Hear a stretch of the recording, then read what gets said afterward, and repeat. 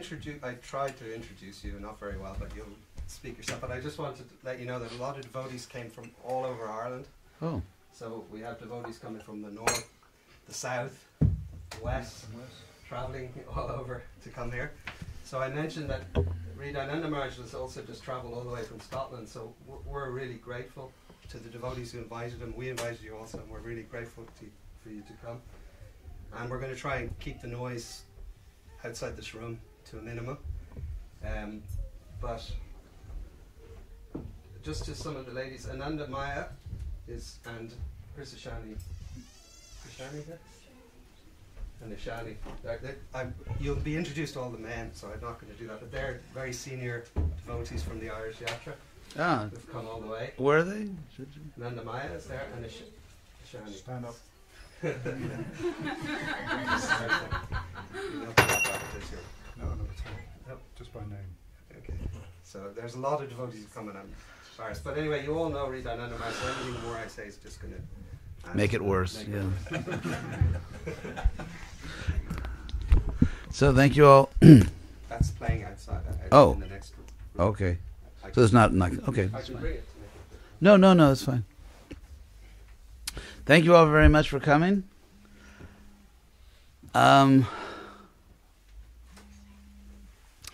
We did have actually very, very good programs in Scotland and France and Italy and Istanbul, all over really England. I thought I would speak today on the situation that we find ourselves in. Those of us who are those of us who know something about Prabhupada, A.C. Bhakti-Yoga Prabhupada, and know something about what he called Krishna consciousness. Just want to make sure it's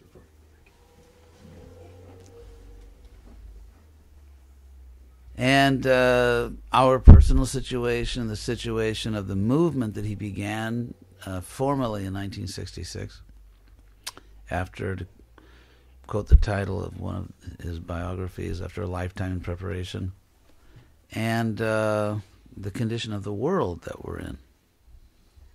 So, Prabhupada's own hopes and expectations, his teachings, our personal situation, and the situation of the world.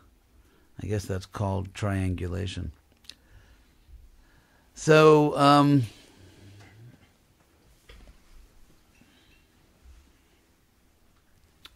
if we look at Prabhupada's teachings of Krishna consciousness at different stages in his life, for example, in India, when he was a grihastha, vanaprastha, sannyasi, different stages of his own life, how he came to America, how he traveled around the world, and so on.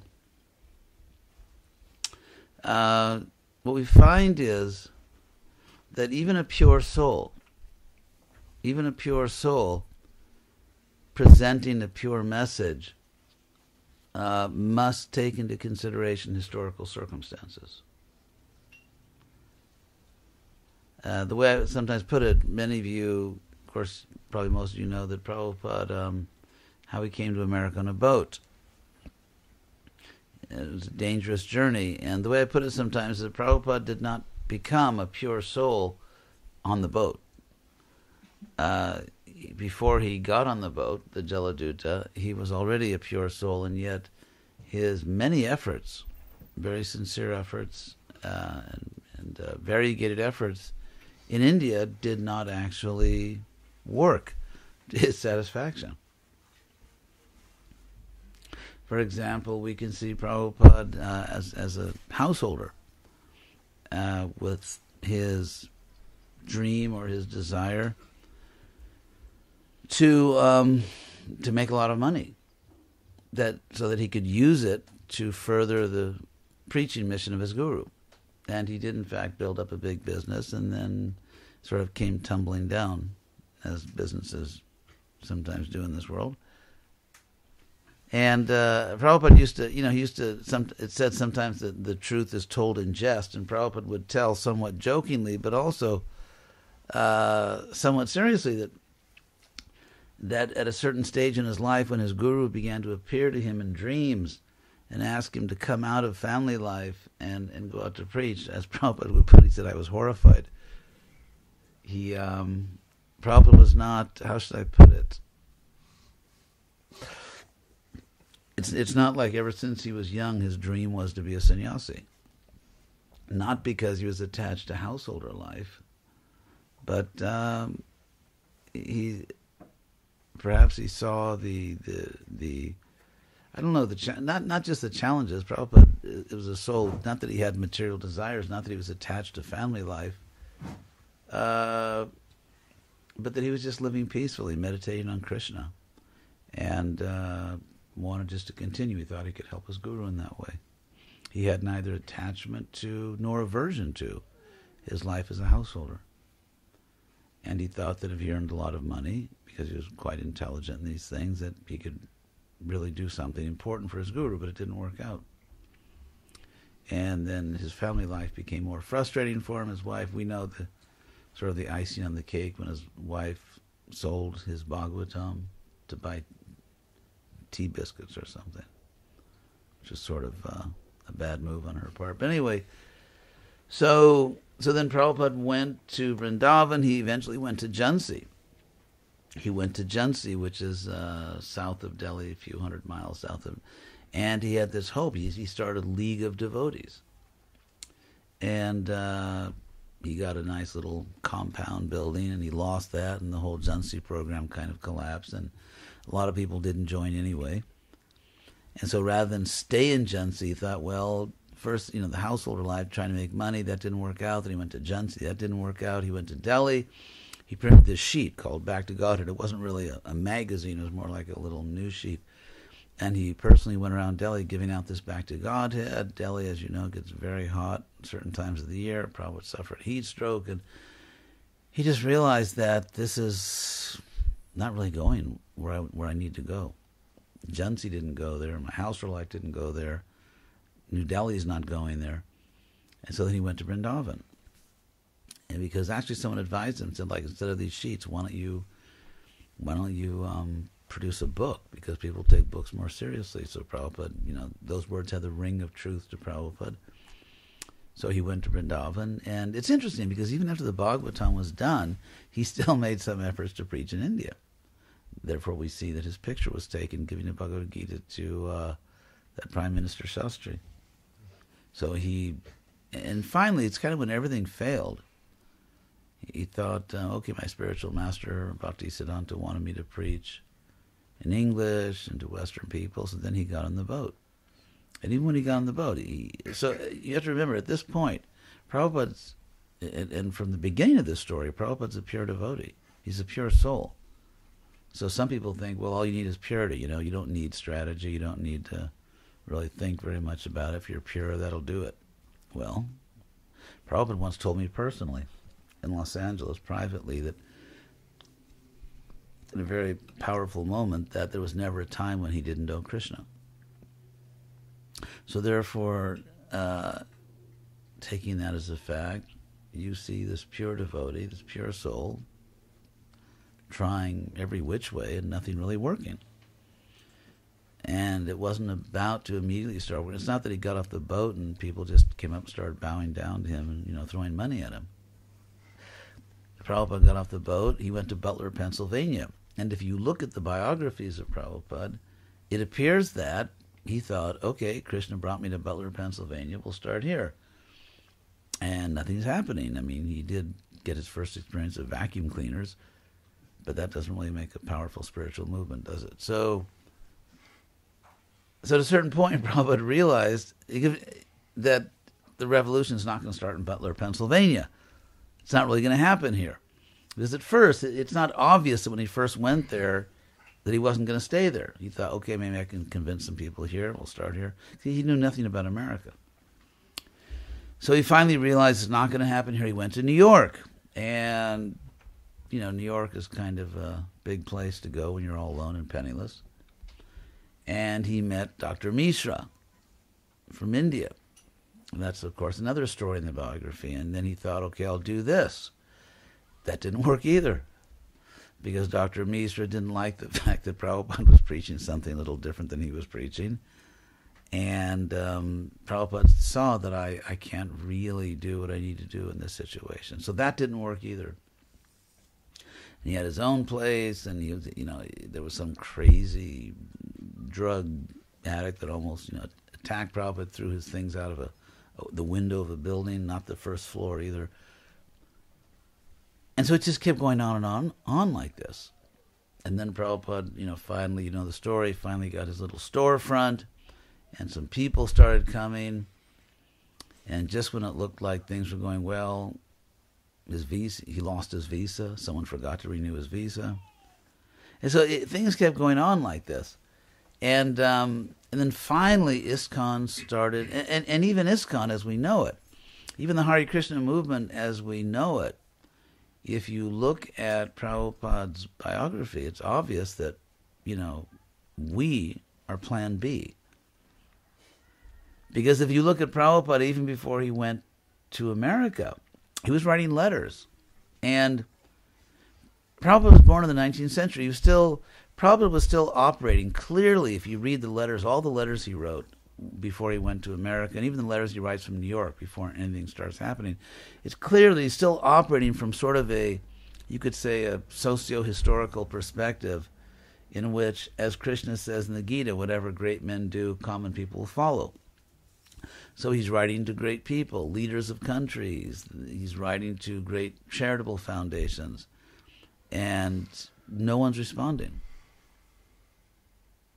But it's clear that Prabhupada's first idea was that if I can get leading citizens to support me, and there's a certain innocence where for example, he'll write to the Carnegie Foundation or the Rockefeller Foundation saying you should support us because we're preaching the message of God. But those foundations, it's one of the first points in their statutes that they will never give money to religious projects. And so Prabhupada's just struggling within this world trying to connect, and no one's responding. And then, of course, young people started coming, and so eventually it manifested a Hare Krishna movement composed almost exclusively of young people. That was definitely Plan B. But it started happening. And Prabhupada, of course, all the time was learning, all the time was adjusting. He had tremendous agility. If this didn't work, he tried that. If that didn't work, he tried something else. There's no evidence at any point in Prabhupada's life that he tried something, it didn't work that well, so he just kept doing it over and over and over again for 10, 20, 30 years. There's no evidence of that. All of the evidence is that whenever something didn't work, Prabhupada tried something else. Not changing the basics. It's not that he thought, okay, Gaudiya Vaishnavism doesn't work, I'll try Buddhism. I mean, I'm not talking about that.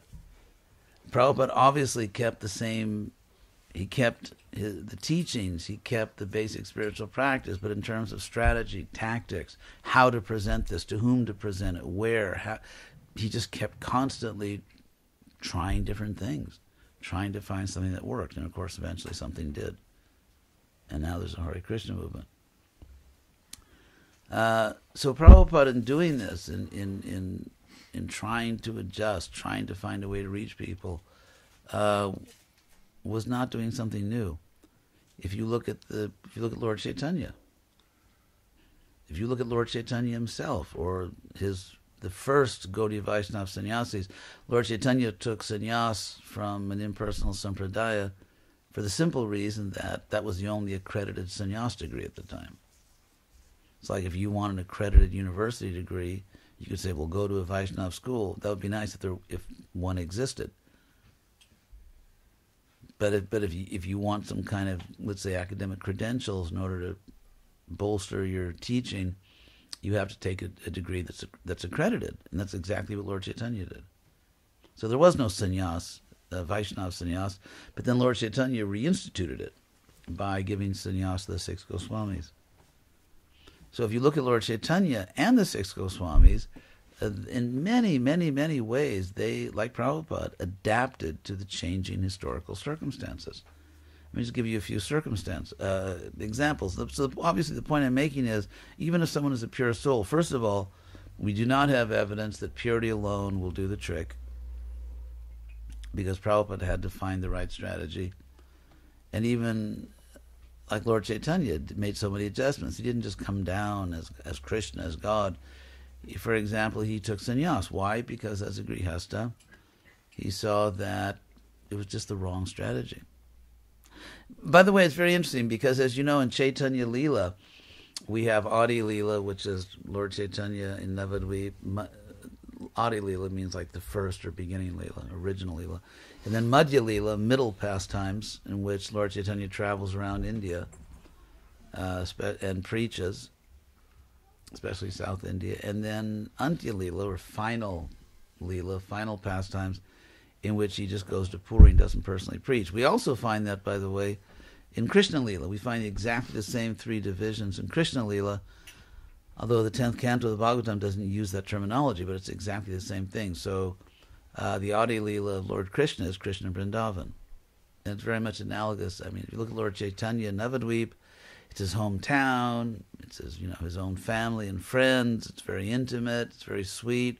It's just not, you could say, it doesn't have many national, international implications, but it's like this very sweet, beautiful little local situation. And that's exactly what Krishna does in Vrindavan. And just as Lord Chaitanya has to leave his hometown where his family and friends are to go out and spread Krishna consciousness, so Krishna leaves Vrindavan to go out and engage in serious geopolitical business. Getting rid of Kamsa, who's a world leader, getting rid of other people who are asuras, and so on. So in Chaitanya Leela, Chaitanya personally preaches in his middle pastime before retiring from preaching and simply empowering his devotees to preach, exactly in the same way. In Krishna's middle pastimes, he personally fights, gets rid of demons, teaches, and then, just as Lord Chaitanya retires to Puri, Krishna stops fighting and empowers his devotees like the Pandavas to fight on his behalf.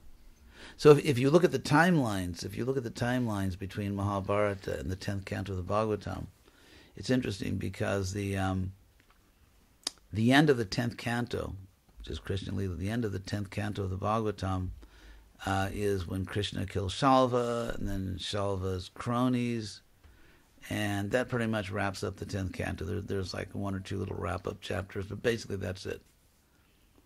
Now, where does this killing of Shalva, where does this fall in Mahabharata?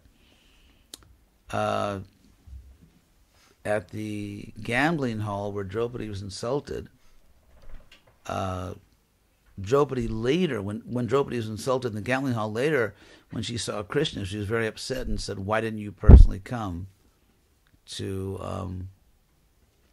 Hastinapur?" And Krishna said, "I would have come, but Salva attacked Dwarka, and I had to defend my city and my people." So what that means is that the end of the 10th canto, which is around the Shalva, is actually still very early in the Mahabharata. It's still very early in the Mahabharata. Because after Shalva and after those things, Krishna personally doesn't really do those things anymore. He doesn't travel around and fight against Asuras. And so therefore that's where the Mahabharata takes over. It takes over the narration. So anyway, so getting back to this point, if you look at Lord Chaitanya, when he's about to embark on his Madhya Leela, well, even before that, first of all, the fact that he chose to take birth in a Brahmin family. Krishna chose to take birth in a Kshatriya family, and then he was raised by Vaishyas, but still he took birth in a warrior family because he had a lot of business to do. But Lord Chaitanya took birth as a Brahmin. Why? I mean, that itself, the very fact that Lord Chaitanya took birth in a Brahmin family is already a concession to the changed historical situation, that the world is different. And it's not the time to kill demons because everyone has some little demonic qualities in them, and Krishna doesn't come down for genocide. Kalki actually is a bit thorough in that sense, but But at least in Kali Yuga, in this age when Lord Chaitanya came, he comes to teach. He comes to teach, and he comes to teach because the world situation is very different than it was in Dwapara Yuga. So that's the first change. For example, he only takes his meals. Once Lord Chaitanya takes, of course, as a Brahmin, he only eats in his own house in Navadvip. And then when he takes sannyas, he only takes his meals in the homes of Brahmins. Now, as Krishna, he was raised by Vaishyas, so-called Vaishyas. So why is Lord Chaitanya only taking his meals in Brahmin houses? Because he doesn't want meals from third-class Vaishyas? No, because the social situation has changed. The social situation has changed. And Lord Chaitanya is not simply coming down and saying, I'm God, I'm pure, bow down.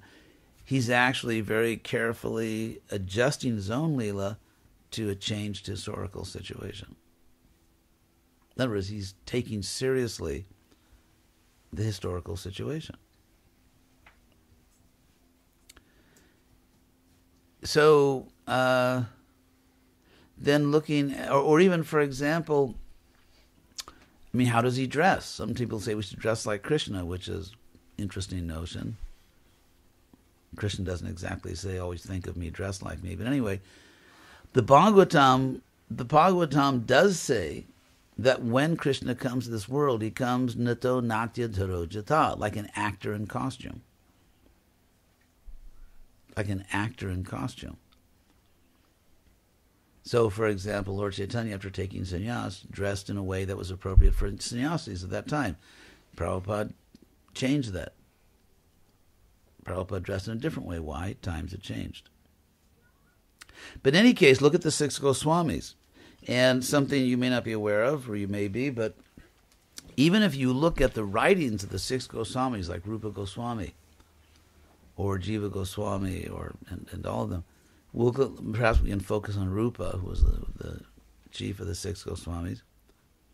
And by the way, Prabhupada once told me personally, it was when I went to say goodbye to him in Vrindavan, I had come for the Mayapur Vrindavan festival, perhaps it must have been 75 or 76, and I went to say goodbye to Prabhupada in Vrindavan, and he just said to me, do you know that song to the six Goswamis?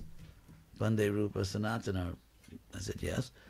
Prabhupada said, you should study that song, because the six Goswamis were perfect Vaishnava sannyasis, and so you should study that song to see what real sannyas is.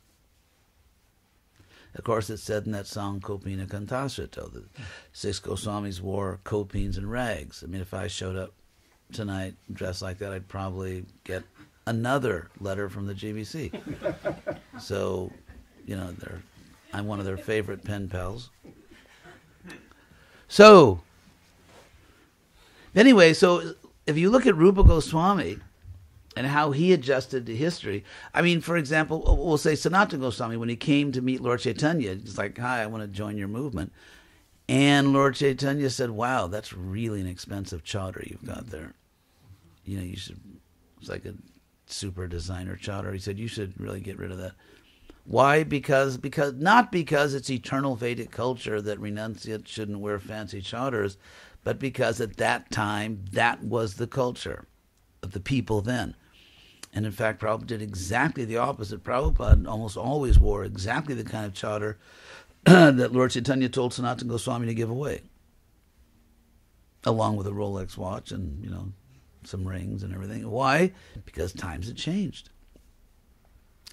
Lord Chaitanya wanted Sanatana Goswami to give away his fancy clothes precisely so that people would listen to him and take him seriously. But when Prabhupada came, people listened in India, third world developing country, where, almost like the Protestant ethic, wealth is taken as a sign of success and like you really know something. It's like, like they say in America, if you're so smart, why ain't you rich? So it's kind of like that. So Prabhupada, therefore, did exactly the opposite. He did exactly the opposite of what Lord Chaitanya told Sanatana. Why? For exactly the same purpose, to accomplish the same purpose in very different historical circumstances. And this constant concern with, this constant attention to the historical situation is found even in the books of Rupa Goswami. Now we know that Rupa Goswami is a like Prabhupada, eternally liberated soul, and so his books are like Shastra, and yet in his writings he's extremely sensitive to his specific historical situation.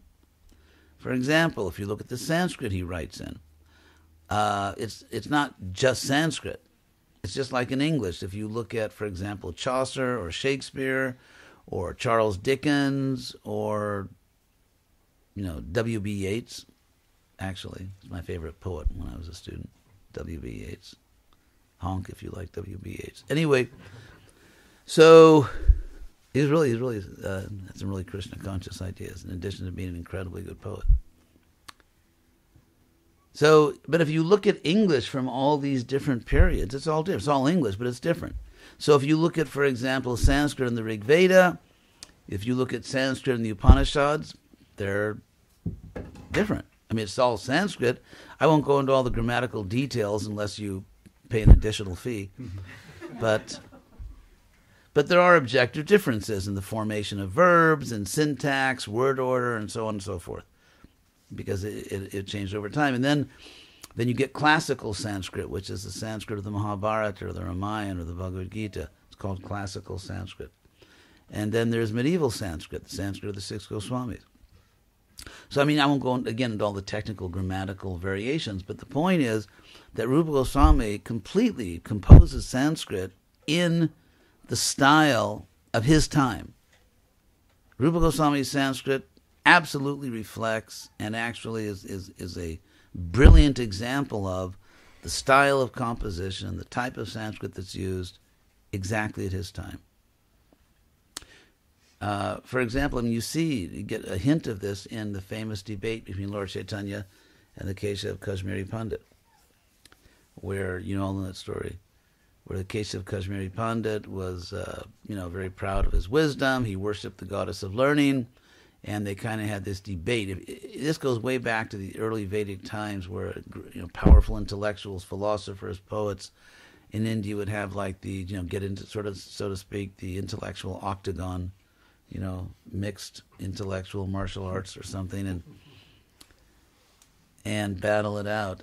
So they have this debate. Lord Chaitanya points out some very subtle, very sophisticated critique. There's some flaws in this great learned poet's composition, and defeats him. So that like concern with very, very ornate, elaborate, sophisticated, highly formulaic and regulated poetic composition, which in Sanskrit is called kavya, from the word kavi, or poetics. I mean, kavi originally meant sage. It comes to mean poet, and kavya, poetics. So it reflects the Sanskrit of that time. That's exactly what Rupa Goswami does in his books. Or, for example, the fact that he wrote Bhakti Rasamrita Sindhu, which, among other things, gives a very, very elaborate, what is called rasa vichara, analysis of rasa. The interesting thing are the flavors of different, or the tastes of different relationships with Krishna. The fact is, Rupa Goswami didn't invent that system. Rasa vichara, or analyzing great personalities in terms of 5 primary rasas, 5 primary relationships, 7 secondary, that had been going on for centuries. People like Nandavardhana, who wrote a sort of a textbook on it, which Rupa Goswami studied, called Dvanya Loka, or Abhinavagupta, a few centuries before Rupa Goswami, who was actually a Shaiva impersonalist, but wrote very extensively. He was very famous for his writings on rasa. So what Rupa Goswami did is he Krishnized it in a brilliant way, in a way that scholars today recognize as being a work of genius, the way he Krishnized it. But still, he was addressing very explicitly the intellectual trends and standards and concerns and values of the age he lived in. The same thing, Rupa Goswami, his brother Sanatana Goswami wrote the Hari Bhakti Vilasa, which gives all kinds of technical rules and ritual details. And Prabhupada, interestingly, in his books, Prabhupada said that Sanatana Goswami composed that book with, so to speak, 3 filters. It's like, if you're searching for plane flights and you put filters on, like, You want business class, economy, you want this time. So Sanatana Goswami had 3 filters on this composition. Prabhupada said he wrote that work for people in India, not outside, for people in India, for householders, and for Indian householders at that time. At that time. So, I mean, we go on and on and on in terms of the primacy of Vedanta debate back then, and therefore Baladeva Vidyabhushan had to write a Gaudiya Vaishnava Vedanta commentary, whereas now no one really reads that anymore. And there are other battlegrounds, such as the mind-body problem. Is consciousness independent of neurology? Is consciousness really an independent entity separate from your nervous system? And if so, because if we want to show scientifically or at least rationally there's a soul, since consciousness is the symptom of the soul, you'd have to show, I won't say scientifically, but that's a word which is used in very silly ways sometimes by so-called scientists. But you'd have to show rationally that you have to make a very strong case for consciousness itself as something which is not merely a byproduct or epiphenomenon of the nervous system. So that's, in a sense, that's the new Vedanta. That's the battleground. Anyway, I mean, the examples are innumerable. For example, the standard, just to give a couple coming up to Iskcon, the standard Iskcon sannyas dress, which I'm actually wearing, but you don't have the eyes to see it. Right? That's my excuse. It's your fault. It's very interesting, if we ask the simple... Oh, water. That's a good idea. Thank you. Could you put that just... Thank you. The standard Iskcon sannyas dhoti and kurta, which are extremely stylish, and out of humility I didn't wear it today.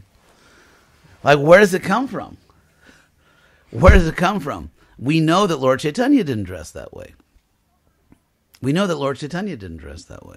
We know the 6 Goswamis didn't dress that way. So where did it come from? Bhaktisiddhanta adapted that Iskcon Sannyas Dhoti from the Ramakrishna mission. The Ramakrishna mission, what Prabhupada thought of the Ramakrishna mission. They were teaching that, I'm God, you're God, everyone's God, and everything is God, and you can imagine how much Prabhupada loved that philosophy. So Prabhupada made very, very heavy statements about this group, and yet, at the time of Bhaktisiddhanta, they were very popular. They were sort of all the rage, and that's how their sannyasis dress. So Bhaktisiddhanta thought, okay, that's the style nowadays. And as far as the kurta, as you probably know, Muslim word, Muslim shirt. So for those who thought that a Muslim shirt is eternal, that's the eternal dress in the spiritual world, we have counselors standing by to help you after this program. So, you can go on and on and on. You can talk about, the special foods that, the only ones that Krishna likes, and you should offer them to him. And who would have guessed that Krishna was so fond of Turkish food?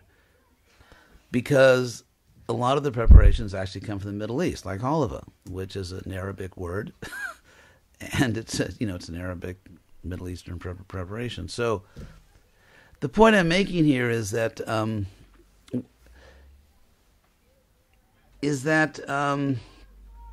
historical context. I guess I'm making 2 points here. Number one, that all the acharyas, what we see is that they preserve our essence. There are certain basic principles. There are certain, like a practicing Bhakti-Yoga, there are certain basic facts about reality, the nature of God, the soul, nature itself, how you achieve enlightenment, God consciousness. And these philosophical principles are called siddhanta. That's a word that all the acharyas use. That's like the standard word in philosophical Sanskrit. Like, for example,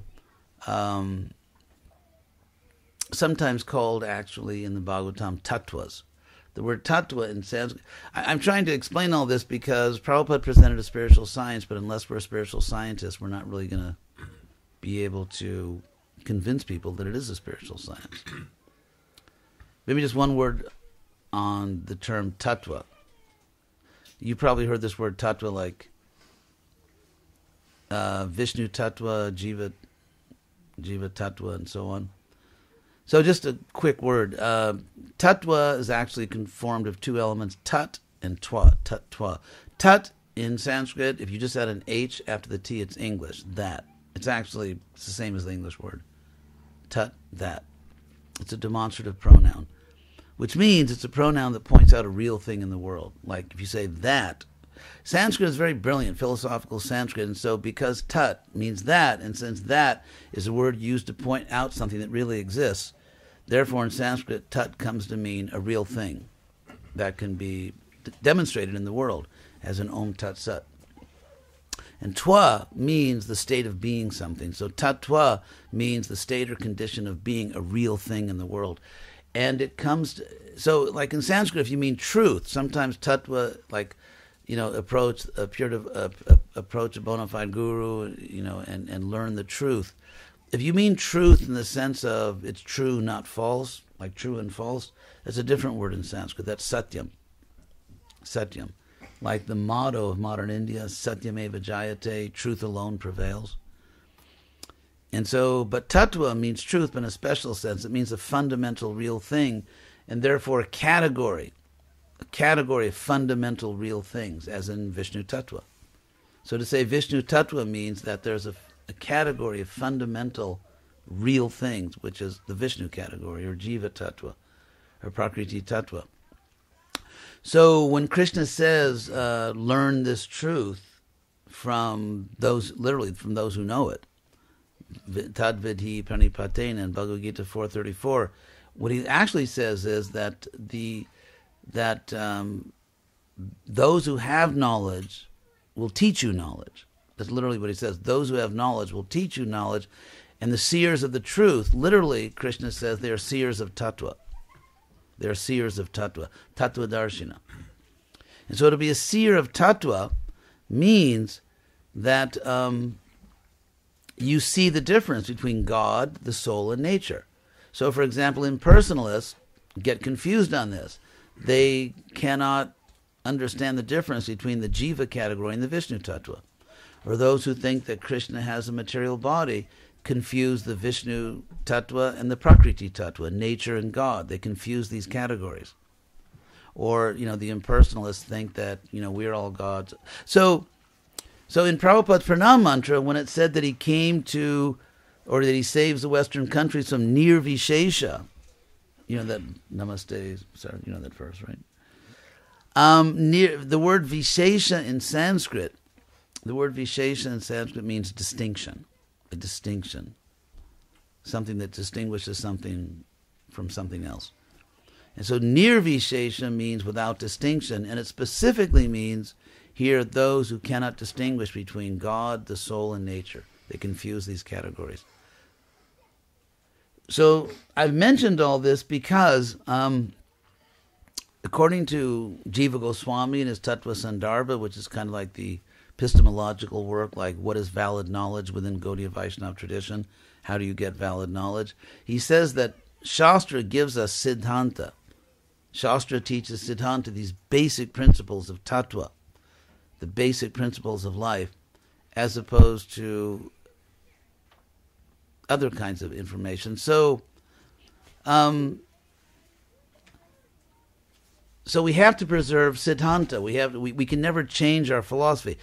The way I explain it sometimes, there are three things that Prabhupada wanted us never to change. One is our philosophy. Obviously, if someone changes our basic philosophy, they're sort of, it's a red card. And you're not really representing the Sampradaya, or as in our Iskcon language, you're not bona fide. And you're kind of out of the game if you change our philosophy. Another thing we can't change is practice. Prabhupada gave us a certain practice, and practice is necessary. Krishna talks about it in the Bhagavad-Gita. I mean, the word used in the Gaudiya Vaishnava tradition is sadhana, like sadhana bhakti. If you look at the Bhagavad-Gita, Krishna uses an earlier word for sadhana. He uses the word abhyasa. So wherever you see the word abhyasa in the Bhagavad-Gita, it's the same as what the later Vaishnavas call sadhana. And Krishna talks about it. It's like when Krishna says, if you're unable to practice Bhakti-Yoga, like have a strict sadhana, then just work for me. That's the word abhyasa. He also speaks of abhyasa yoga. In other words, spiritual practice. So, Prabhupada, so the second thing Prabhupada did not want us to change is there's actually a law in nature that a pair of kartals will always fall. It's called gravity. Yes. Even probably in a weightless chamber, they will still fall. I'm sure if they sent kartals up in one of those NASA flights, and there was total weightlessness, nothing would fall except the kartals. But anyway, the second thing that Prabhupada never wanted us to change is our basic practice of Bhakti Yoga. But now, if we are going to be spiritual scientists, we have to know what the basic practice is. Fortunately, in the Nectar of Devotion, Bhakti-Rasamrita Sindhu, Chapter 6, Rupa Goswami and Prabhupada give us a list. They give us a list of basic principles in the practice of Bhakti Yoga. And then Prabhupada says, these are fundamental, we have to do these. And they include things like chanting Hare Krishna, which Prabhupada further specified, certain things. Chanting Hare Krishna, studying the Bhagavatam, honoring Tulsi Devi, associating with devotees, and so on. There's certain basic principles that don't change. But then again, in that same chapter, Chapter 6, Prabhupada says there are other principles which are just details, and they do change. They're variable. You have to adjust them in time and place. In many places in his teachings, Prabhupada actually says you have to adjust these details. Whether you are a very large, woolly mammoth or a religious movement, if you don't adapt, you'll go extinct. And Prabhupada urges us, for example, in the Bhagavatam, where we twice find the phrase in the Bhagavatam, once in the first canto to glorify Bhishma, and then again in the fourth canto, in Narada's instructions to Dhruva, we find the phrase Deshakala Vibhagavit, that a Vaishnava has to understand the differences of time and place. There are different times and places, and Prabhupada says in his purport to 4854, what works in India won't work in the West, in terms of variable details. And so on, and that we should take all risks, we should make all adjustments so that Krishna consciousness is comfortable and convenient for Western people. But anyway, so the second thing Prabhupada says is that, Prabhupada doesn't want us to change the practice, but we have to be spiritual scientists. Otherwise, it doesn't work. For example, there is a medical science in the world. But if I need help, and let's say I have a treatable disease, but there's no qualified doctor around, the mere fact that a medical science exists won't save me. I need a medical scientist. So in the same way, the mere fact that Prabhupada brought a spiritual science won't help the world if there are not true, qualified spiritual scientists to apply that science. So, for example, you have these two categories which Prabhupada emphasizes everywhere, in Nectar of Devotion, in his purports of the Bhagavatam, in his classes, that there are basic principles you can't change, and there are details you can and should change according to change. Now, if someone, whether it's a leader or a follower, if someone confuses these two categories and takes something which is clearly superficial, which is clearly external, it's not about the soul, and says this is a basic principle of Bhakti Yoga, that person is really confusing the spiritual science. Or, for example, if I say a basic principle is a detail, that also confuses it. So we see both things. We see in the history of Iskcon, we've seen people take basic principles and call them details, like in 1967, when Prabhupada's first sannyasi disciple started preaching to Iskcon not to chant Hare Krishna and started preaching impersonal philosophy. That was a problem, because that individual was claiming that very fundamental, unchangeable principles were mere details that could be adjusted. On the other hand, it's very common for people, in the name of spiritual leadership, to claim that variable details that nowhere appear in anywhere, in any Acharya or Shastra, nowhere appear as basic principles. Suddenly they declare these are basic principles. For example, you can't really love God unless you dress a certain way. Or Krishna won't love you unless you follow certain recipes, or, things which are never, ever, anywhere stated to be basic principles of Bhakti-Yoga. So again, keeping these two categories distinct is absolutely essential if we are to have the agility and the flexibility to keep our movement relevant in a changing world, as Prabhupada himself said. So, and so what does it mean to follow the Acharyas? Does it mean to always do everything in all details like them? Prabhupada personally told me no. He said that would be foolishness. For example, one time I was walking with Prabhupada in Mayapur, just the two of us. We were walking on the roof in Mayapur. I'd been his secretary for the last month, and we would walk every day. And so the latest kind of brilliant criticism that some people in India or his godbrothers were making, the latest brilliant criticism, was that Lord Chaitanya walked around India, but Prabhupada was flying around the world. And Prabhupada, of course, is obviously quite silly, but Prabhupada said, should I be a fool? Should I be a fool and imitate Lord Chaitanya, or should I take the plane? So if someone really wants to live like Lord Chaitanya, of course, you'll have to give up all of your electronic devices. You'll have to give up all motorized transportation, including cars, trains, buses, planes, motorcycles, and I guess motor rickshaws. Which is actually absurd. I mean, because as I already mentioned, Prabhupada chose not to dress like Lord Chaitanya. Bhaktisiddhanta chose not to dress like Lord Chaitanya, even though they're both sannyasis. And obviously, if we want to dress like Krishna, it seems like a no-brainer that you dress like Krishna in this age, not some other yuga, right? Because in every age, Krishna comes specifically to save that age. So if you wanted to, if somehow or other you got this amazing idea that you should dress like Krishna, then you dress like Krishna in the Kali Yuga, right, in this age, and that's Lord Chaitanya. But all the Acharyas, Prabhupada, Bhaktisiddhanta, Bhaktivinoda Thakur, they all rejected this. Why? It wasn't practical. So,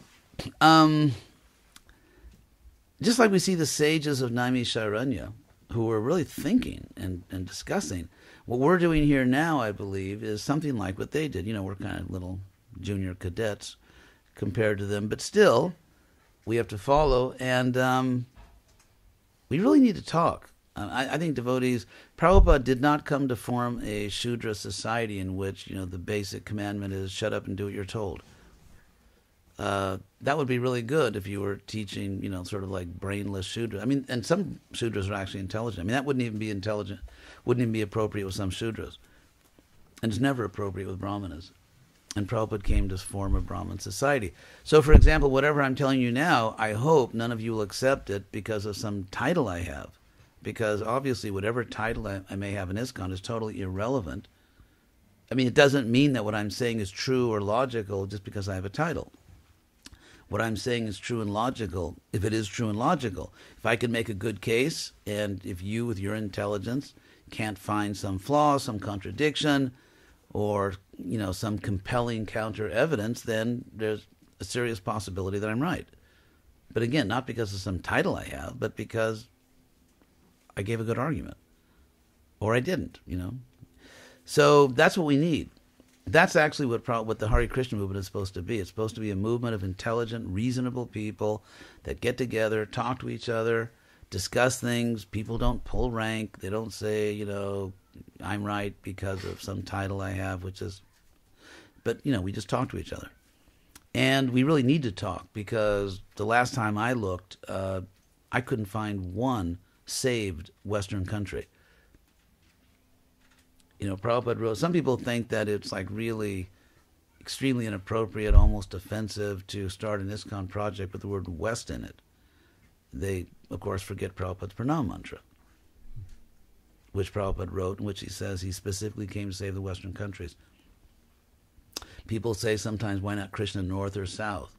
Possibly because there's no such thing. as Northern or Southern culture.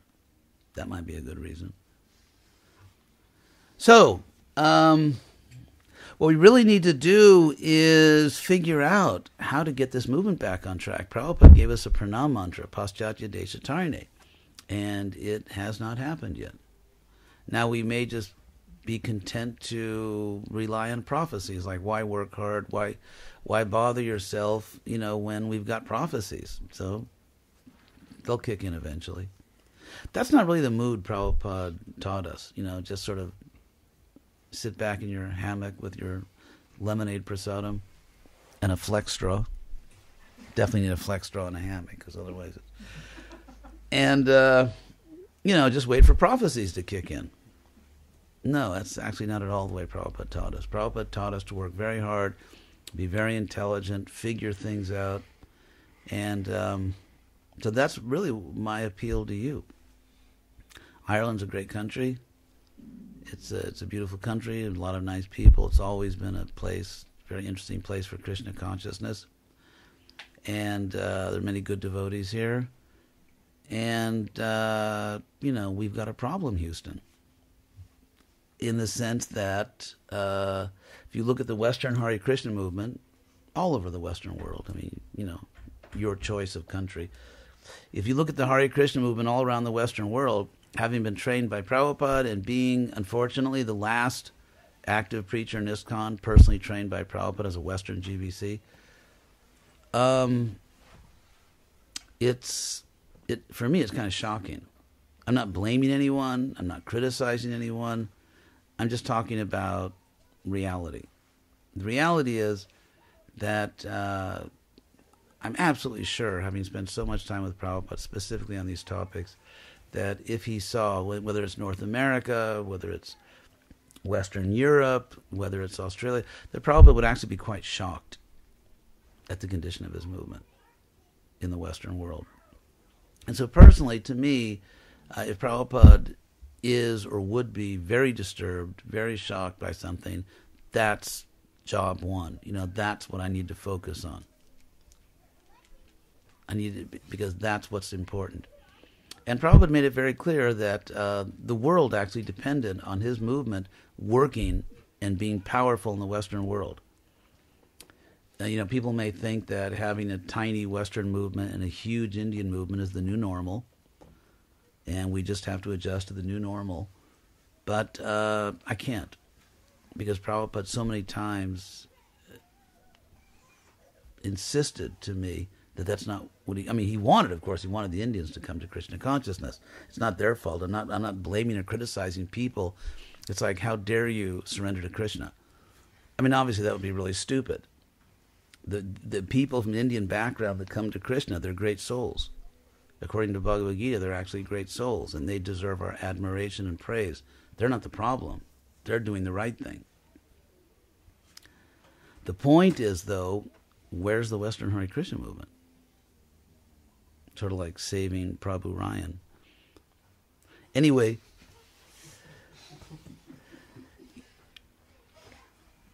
and it's a simple question, like, where's the Hare Krishna movement? Where's the Western Hare Krishna movement? So, I think history, there's no question. I'm actually that was kind of my field, history, among other things like philosophy and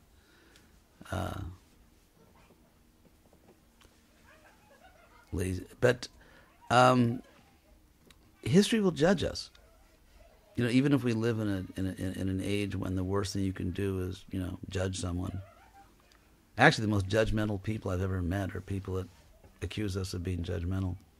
But anyway, the fact is that history will judge us. There are critical moments in history when people either stood up or just kept sitting. Couldn't get it. I'll give you an example. It's a sort of a shocking example. It's the case of Fort Mims. You've all heard of Fort Mims, right? No. Big, it was a major influence in your childhood. Okay, Fort Mims was a cavalry fort in sort of the bottom of the Alabama River, on the Gulf Coast of the United States. And I once wrote, when I became GBC of Florida, I actually read a book on Florida history. And Fort Mims was kind of like this really soft country club type assignment for people in the U.S. Army. This is the 19th century. Actually, early 19th century, early 1800s. Because the Gulf Coast is really hot and humid, and you can swim most of the year, and it was on this river. And so you had all these soldiers down there with their wives, and just kind of like life was a continuous picnic. And but meanwhile, what happened is that these Indian or indigenous American tribes had, it's kind of a shocking thing. It's called the Creek Nation. They sort of basically occupied the, not the Mississippi Basin, but if you go a little bit east of that, I think the whole central part of the eastern United States was a huge Indian nation. And so as the white men kept pushing the Native Americans farther and farther to the west, the young braves, the young, like, fiery, passionate braves wanted to make a stand. Their elders said, don't do it. You know, you're going to lose. We'll just, more of us will be killed. So what they did is they called this meeting of nations, like the Indian nations. They had this meeting in which all the chiefs came and the young warriors, and all the elders would decide what to do. So right as they sat down at this meeting, the young braves actually stood up with their little, tomahawks, hatchets, knives, went into their war dance and slaughtered all of their own elders.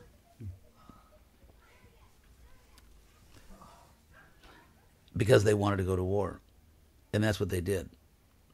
So one contingent of this Native American army headed for Fort Mims. And here's the interesting thing, which is it's an amazing story. It's almost literally unbelievable, but it actually did happen. This is real history. And it's a very good analogy for human life in general. And that is, this sort of country club military outpost received word that these militarized, angry Indian forces were heading toward Fort Mims. Their reaction? None. It's like a joke. The Indians, we defeated them already. So then they kept getting notices like, okay, they're 2 days away. They're 1 day away. They're 8 hours away. They're 3 hours away. And what's interesting is that the army just did not respond. They just, somehow or other, they didn't respond. And finally, when the Indian warriors actually showed up, they had not, the U.S. Army people had not even closed the gate of the fort. They hadn't even closed the gate of the fort. And suddenly they were invaded, and of course they fled to the stockade, which was like a little house inside the walls of the fort. And the Indians set it afire, and basically they were all killed. And 1 or 2 people escaped, men, women, children, families. 1 or 2 soldiers dove into the river and somehow escaped and explained what had happened. So if you think about Fort Mims, of course, we can also analogize this to human life. Like, how many warnings do we have that we're mortal?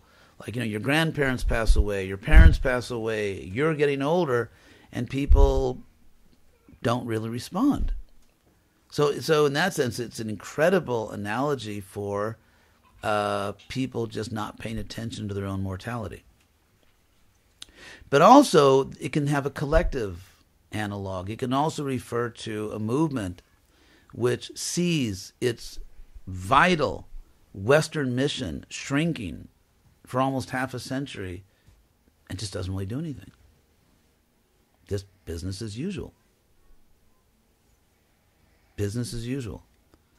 Wait for prophecies. So, just if I can be very blunt, there are historical windows, there are historical opportunities, historical windows open and shut. And because the Hare Krishna movement started in the Western world, and really the Western world dominated. America first. When Prabhupada left this world, he named what I call the Fab 11. 11 people to be acharyas or gurus, and they're all actually Americans. Prabhupada wasn't an American nationalist. It's just those were the leaders because the movement started there. Actually, some leaders of the movement have written a paper arguing that Prabhupada didn't want women to be gurus because he only chose men. Of course, exactly by this logic, it follows necessarily that Prabhupada only wanted white American males to be gurus. And therefore, anyone who's not a white American male can never be an Iskcon guru, which is obviously absurd. But anyway, getting back to the point here. So the very fact that Prabhupada chose 11 Americans, a situation which is radically different today. It's radically different. Iskcon is radically different today than it was then. And if you look at the movement in India, when Prabhupada was there, they had lots of life members, and many of the most important people in India were becoming our life members. But in terms of making intelligent young devotees who then go out and become missionary workers, it was not happening. It was just totally not happening. In fact, during the so-called emergency when Indira Gandhi basically took over power and became a tyrant in India for some time, Prabhupada arranged an appointment to see her, which is a very big thing because she was just like ruling everything. And Prabhupada went to see Indira Gandhi with only one purpose, to ask her to use all the cultural sort of credit he had as a sannyasi, senior person. He asked her for one thing: please give me visas for my Western disciples. Because without the Western devotees, the India mission would collapse overnight. Because even though they had all these important people who became life members, they could not make devotees. And so it was a huge issue. I remember that because I was in the GBC. It was always an issue. It's always an issue. Getting visas for the Westerners. Can they stay in the country? Because otherwise the movement would collapse there. And then, years after Prabhupada left, I don't know the exact 10, 15 years after Prabhupada left, we started making a lot of really good devotees in India, very intelligent young people. And the movement really took off and became very powerful. So, times changed, India changed. I mean, there's all these various historical developments. But then, so now there are thousands of very good, intelligent young devotees in India. But the reason I mention this is because of, the West, first America and the West in general, had this huge head start. Therefore, up till now, the most senior spiritual leaders in the Hare Krishna movement have always been Western. They've always been Western, the most senior spiritual leaders, the most senior gurus, with the exception of Gopal Krishna Goswami, who was, joined in Montreal. So the point I want to make here is that historical window is closing. And those of you who are a little younger than me, I don't really see anyone who's very much younger than me here, but I had cosmetic surgery to make myself look older because I thought it would give me more gravitas. But anyway, for many of you here in your lifetime, you will see that historical window shut forever. And in fact, the senior spiritual leaders of this movement will not be Western. And this is just like Sociology 1A. I mean, this is not rocket science. This is very, very simple. That in the future, probably within your lifetime, Iskcon will, the Western mission, which has been diminishing for about 40 years, according to reliable statistics, will continue. Perhaps it will even accelerate. That the diminishing of the Western mission will, if I was as a historian, if I was a betting man, which I'm not, that's where it's going. Any competent historian who deals with religious movements would look at Iskcon and say, you guys are heading for a train wreck. So, that's the historical situation. But, at the same time, we can turn it all around. And that's really what Prabhupada wants us to do, But we're not going to turn around by passively just, waiting for someone else to do something. And that's really my message. That Prabhupada really needs us more than ever. Prabhupada actually needs us more than ever. And that somehow or other, before we leave this world, we have to restore a powerful Western movement. And we actually need a Western Hare Krishna movement. I'm speaking of Iskcon here, but there has to be, in the West, a powerful Western Hare Krishna movement. And I don't mean bridge programs that are just recruiting centers for a temple which basically is immersed in Indian ethnicity. There's nothing wrong with Indian ethnicity. It's as good as any other ethnicity in the world. It's just not Western. I mean, Prabhupada talks about this. For example, Balavanta. I mean, if I was in India, I would absorb myself entirely in Indian values, customs, culture. Why? Because it's their country. If Prabhupada had sent me to India, the first thing I'd do is I'd learn Hindi, maybe Bengali. I'd never take my dhoti off, because it's a very powerful way to get access to people. I'd never have to pay for my own lunch. So it's not a question of saying this is better than that. This culture is. It has nothing to do with that. It's about the absolute necessity of establishing a powerful Western mission. When Prabhupada saw Balavanta, my godbrother, in a coat and a tie, and his hair is growing out a little bit, and he's running for mayor of Atlanta, and Prabhupada saw a picture of him in those Western clothes. What did Prabhupada say? He said, "This is what I always wanted. This is what I always wanted, that you become famous as American Hare Krishnas." In America, obviously, you don't want to become famous in Ireland as American Hare Krishnas. That's what Prabhupada said. So, I remember so many times sitting at Prabhupada's feet, and he would speak to, for example, press conferences. He would insist that these are American boys and girls. I didn't import them from some other... And that was actually a mantra from Prabhupada. He didn't import the devotees from India. Again, this is not India bashing. It really isn't. Because sometimes people completely misunderstand what I'm saying. I am, we're not these bodies. And Prabhupada personally told me that, how glorious India is. So I should mention that also, so people don't, some people just chronically misunderstand. It's actually like social psychology, it's very basic social psychology. If you live in a very sort of closed community where everyone kind of walks and talks the same, and somebody says something different, everyone thinks they're saying something horrible and the opposite of what they're saying. But I was with Prabhupada one time on Gaur Purnima Day in Mayapur, and I stood on the balcony near Prabhupada's room. I was watching just hundreds and thousands of people pouring into our Mayapur compound to see the deities. I'd never seen that many human beings in my life in one place. And so I went to Prabhupada and I said, India is amazing. Because I was just seeing these huge numbers of people coming to see Krishna. And when I said, India is an amazing place, Prabhupada looked at me as if I had just committed the fault of damnation by faint praise. In other words, like I hadn't said enough. And Prabhupada said to me, he said, it is the most important place in the universe.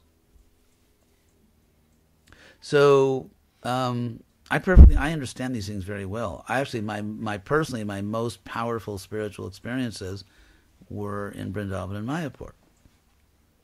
I personally know that Vrindavan is a spiritual world, not the external covering, which leaves something to be desired.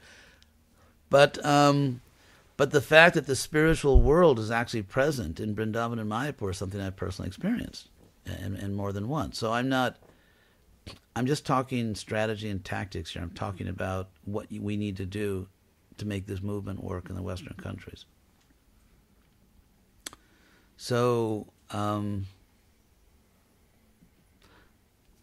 that's basically it. And the time is now. Boy, I sound like this is like a great political speech. The time is now. But it really is. And history will judge us. And for my part, that's why I started Krishna West. Not just because I want to spend the rest of my life arguing with people, or, I thought it would really be great if like hundreds and thousands of people around the world started attacking and vilifying me. wouldn't that? I mean, that's not actually why I did it. The reason I did it is because of Prabhupada's personal instructions to me, because what Prabhupada made very clear to me, and frankly, Prabhupada kept emphasizing to me things that I hardly find anymore when I look around. A certain mood, a certain determination, the determination, for example, to change the world. It's not like everywhere I go, this place, that place, I just meet devotees who really are determined and confident that we're going to change the world like now. It's not like something you run into very much anymore. But that was Prabhupada. And we'll do whatever it takes. Whatever. Obviously, again, not changing our basic principles, but in terms of details, whatever it takes, we'll do it. We just won't stop until we find a way to do it. And, failure is not an option. And if things aren't going well, we have to turn this around. This is unacceptable. It's just not something you run into. It's whether I'm talking to leaders or regular devotees, it just don't see it very much anywhere. Rather, I see sort of like an endless series of justifications and explanations. I mean, I've gone to countries where Ireland is a really nice country. There's actually a lot of nice devotees here. I've gone to countries where the movement is just a disaster, and yet the people are saying, well, actually, it's going well, and we're really improving. I just talked to someone yesterday who said that the movement was going, really well. It was growing like anything in his country. And then I kind of said, well, tell me more. It turns out that they make every year at least one devotee in the country. The Mormons last year, which is, of course, I was, very impressed by that. He didn't say how many leave every year. The Mormons, for example, last year made 250,000 new people. 250,000. And, when I travel around North America, I'm told that, no, we do have powerful preaching programs in this city and that city. And I actually go to those cities and oh my God, this is the powerful program. So it's just this, it's very interesting because Prabhupada used to always say that because this movement is bona fide, because this is Lord Chaitanya's movement, therefore it's growing. You say things like, the churches are empty, the temples are full. So, with that kind of preaching from Prabhupada, what if the temples are empty? What does that say? What does that say about us? What does that say about... And so you can see that it's a very frightening, it's a very disturbing thing. So you can never really say that it's not working. No matter what happens in your country, if you look at the trajectory, where were we 10 years ago, 20 years ago, 30 years ago, no matter what the situation, you can never actually speak those words that it's not really working. If by working you mean that we create a powerful movement in this country or that country, Krishna consciousness really embodied the Yuga Dharma, we change the world, we fulfill Prabhupada's own pranam mantra that he wrote, Paschatya Deshatarne, that really happens. It's not a false prophecy. It really happens that the Western countries are saved. So these are very heavy, serious topics. I think Ireland, personally, I'm not just saying this because I think maybe I'll get more donations that way. But really, sincerely, I think Ireland's a great country. I think there's a lot of really good devotees here. And, but to quote, Beatles, Uchuhu, the Beatles said, when you let it get under your skin, then you begin to make it better. It's just like in these 12-step programs, for Alcoholics Anonymous. We all know the most important step is to get people to admit there's actually a problem. And if we study, corporations that succeed, corporations that don't succeed, it's just it's a cliche that if a corporation is not doing well, that you never can say that. If someone says we're not doing well, the person who said it is actually the problem. The problem is not the problem. The fact that we're doing well is not the problem. The problem is that someone said it. And as long as no one says it, it's not really true. So, having been trained by Prabhupada and, win, lose, or draw, as they say, I'm just one tiny soul. And But I have to try. I mean, whether people like the message or don't like the message or think, I'm a wonderful devotee or I'm a real jerk, then, there's people in both categories. So the point is that I owe it to Prabhupada. And that's why I started Krishna West, because I didn't want to do this because I knew it's a lot of work. And I'm a great fan of lazy intelligence, especially because I'm from California. So I actually was praying to Krishna. I'm sure, Krishna, you can find someone else to do this, or I'm sure you can do this another way. But in my heart, I kept hearing from Krishna, you have to do this. And of course, I'm not saying that everything I've done is Krishna. We're all imperfect. Everything we do, we make mistakes. We all make mistakes. People that say I didn't make any mistakes really need to have their head examined. Because in this world, we all make mistakes. So I'm not claiming that all of my mistakes or imperfect actions are Krishna. No, I'm simply saying that in general, the general project, I'm absolutely convinced Krishna did want me to do it. And I kept thinking that if I don't try, as imperfect as I am, as even though I'm going to make mistakes, if I don't try, how will I face Prabhupada? When I leave this world, how will I face Prabhupada? If I saw the problem, I believe that I understood why we have this problem. I believe that I see a solution. And if I don't try, no matter what the consequences, if everyone in the world thinks I'm an idiot, I still have to try. I have to try to please Prabhupada and do this for him. And of course, there's lots of people that say, yeah, you used to give good classes. I think that was back in the 80s or something. But anyway, that's what I'm doing. I'm just trying to do this for Prabhupada, knowing that I'm imperfect, and encouraging devotees everywhere I go that there really is a problem. This is not a drill. It's a real problem, and we need to try to do something about it. So thank you very much. So if you have any questions, I'd be happy to engage in word jugglery and ignore what you're really asking. Yes? Hi, Chris. Thank you for a very wonderful class or talk.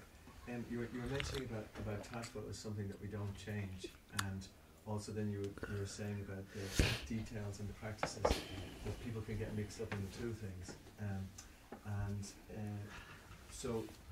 And then I think you mentioned also about the cultural, the cultural differences between India and here. And I think that in one sense that's well documented. You mentioned that before, and we've understood that can be a problem. But still, I wouldn't say it's the only problem, because there seems to be such a catastrophe. Like in that sense, I agree with you, but there's so many things not there. So could you highlight maybe some of the other things? And I just want to make one other point. Sure. And that is that in Western culture, and I've been living in Western culture for a while, and I'm working kind of quite close to it. Maybe it's my perception, but Western culture does seem to be a lot more degraded in that sense. Maybe you could correct me on that, but my experience of it is that that does tend to go around the eating, drinking. Yeah. It seems to be that there doesn't seem to be a real strength. Right. And even the churches today, they seem to be losing out a lot on that as well. Okay. Yeah. Okay. You raised a few points, so I'm gonna address the last one because it's in my mind now, and then remind me, because the other points. Okay. So we'll go over all the points. The world is more degraded. I mean, if you go to India today and compare it to India when Prabhupada was here, it's a very different place. It's a very different place.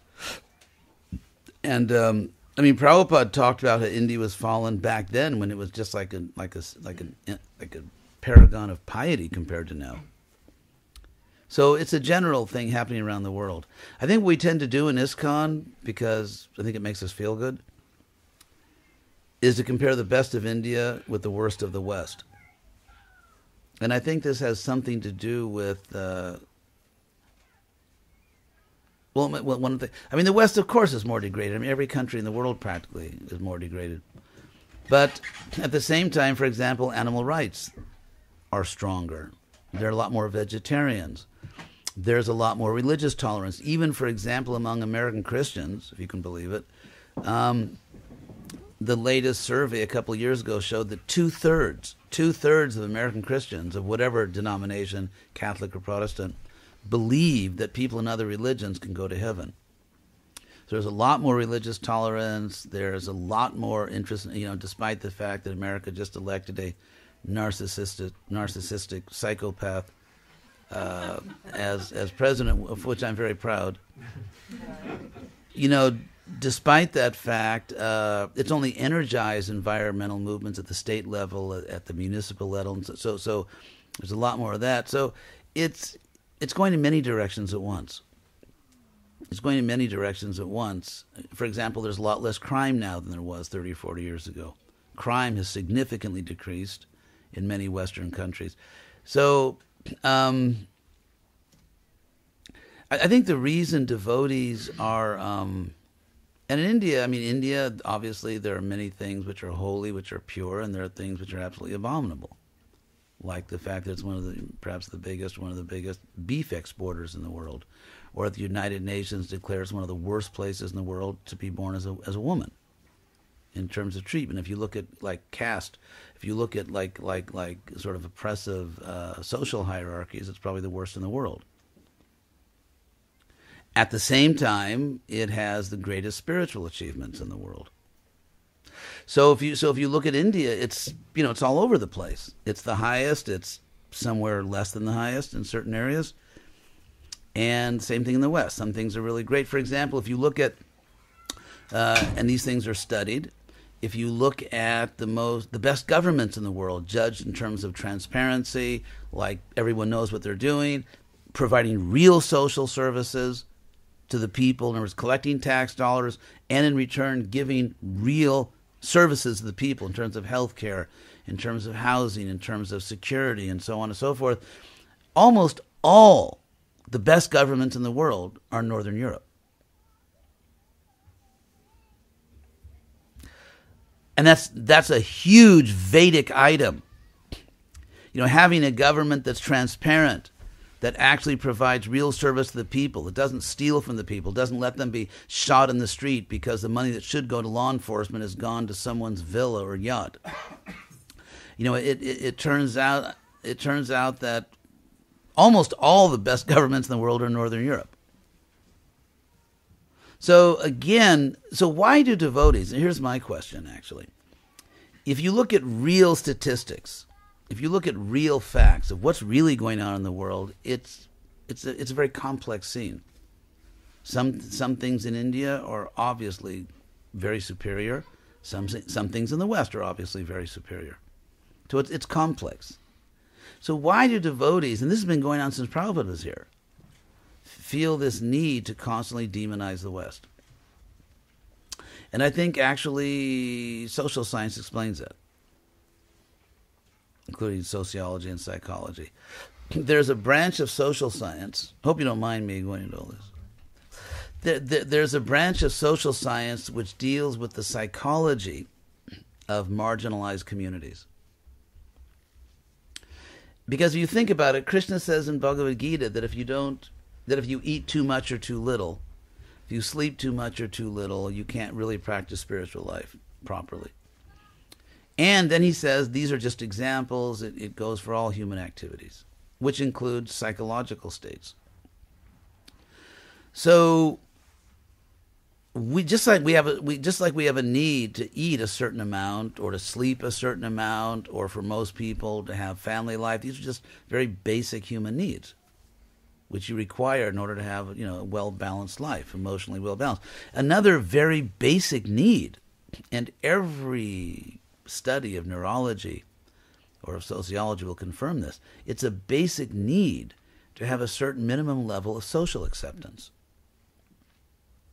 And this gets back to it's just like, even the residents of Vrindavan, when Krishna was here, when a big monster would attack, they just kind of, to use the old phrase, freaked out. They would cry out to Krishna and Krishna, Krishna, save us. This is not karma mishra bhakti. This doesn't mean they had material desires. Material desires means that you're worshiping Krishna, but you actually have like a plan. Okay, I'm going to worship Krishna. I want to get these benefits. That is mixed devotional service. There are certain events that just so shock the human nervous system like a monster attacking your village.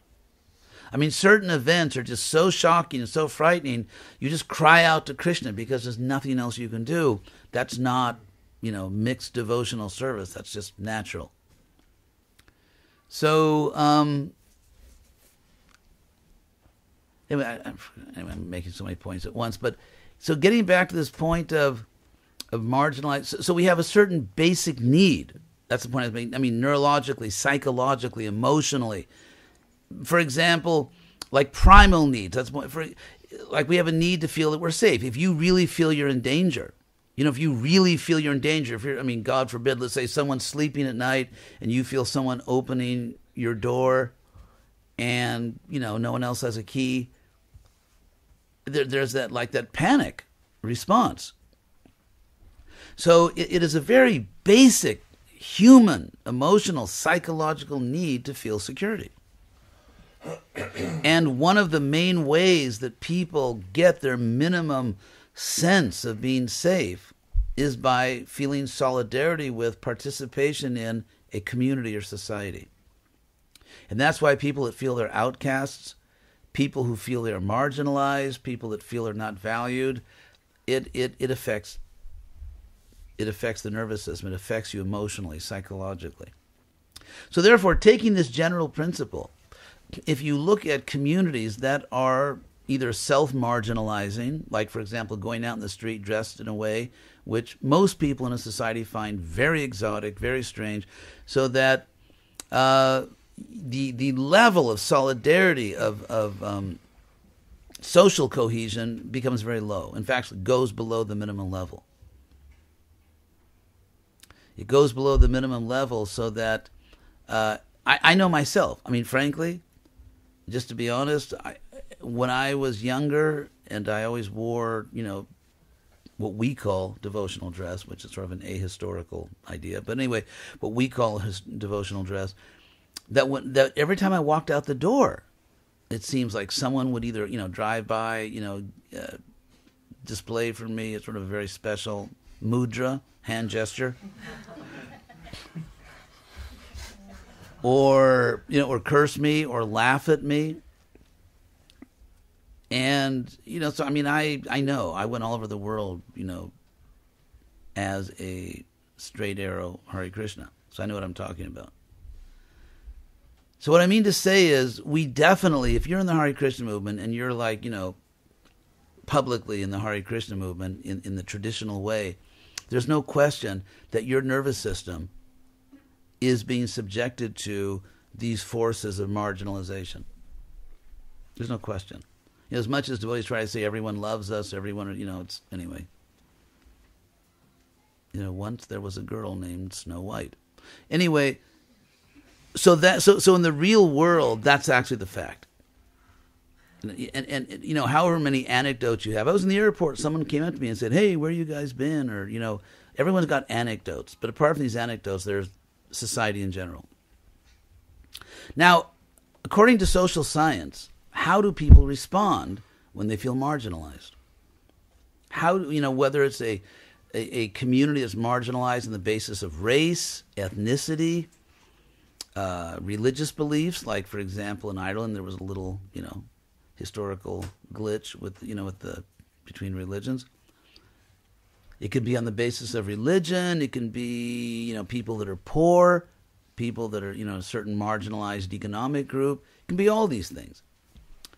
So how do people respond? How does a community respond when it feels marginalized? Well, it's interesting. One response is that people in, marginalized communities are much more likely to believe in conspiracy theories. Have you ever in your life in the Hare Krishna movement heard a conspiracy theory? Has a day gone by in your life when you didn't hear a conspiracy theory? It's like, everything from the traffic lights to, what they secretly put in cottage cheese. Everything is a... So because people in marginalized communities kind of feel that society's against them, everything's a conspiracy. Also, people in marginalized communities tend to be much more likely to be skeptical about or to disbelieve even reliable information. So, for example, I've, tragically had several disciples in America who prematurely died of treatable diseases because they were irrationally skeptical of real medicine. And they only wanted some kind of, nature cure, this and that. And they actually died, young devotees, a man and a woman. Unnecessarily, they died from treatable illnesses. Now, another way, and this is very important, this kind of gets to your question, or my response, and that is another very important way that marginalized communities react in order to sort of, how do you say, restore a minimum level of self-esteem to the individual and the community so that they can be, kind of function in the world. Because if your self-esteem really goes below a certain point, it's almost hard to go out there and face the world. So another very important way is that you demonize the oppressor.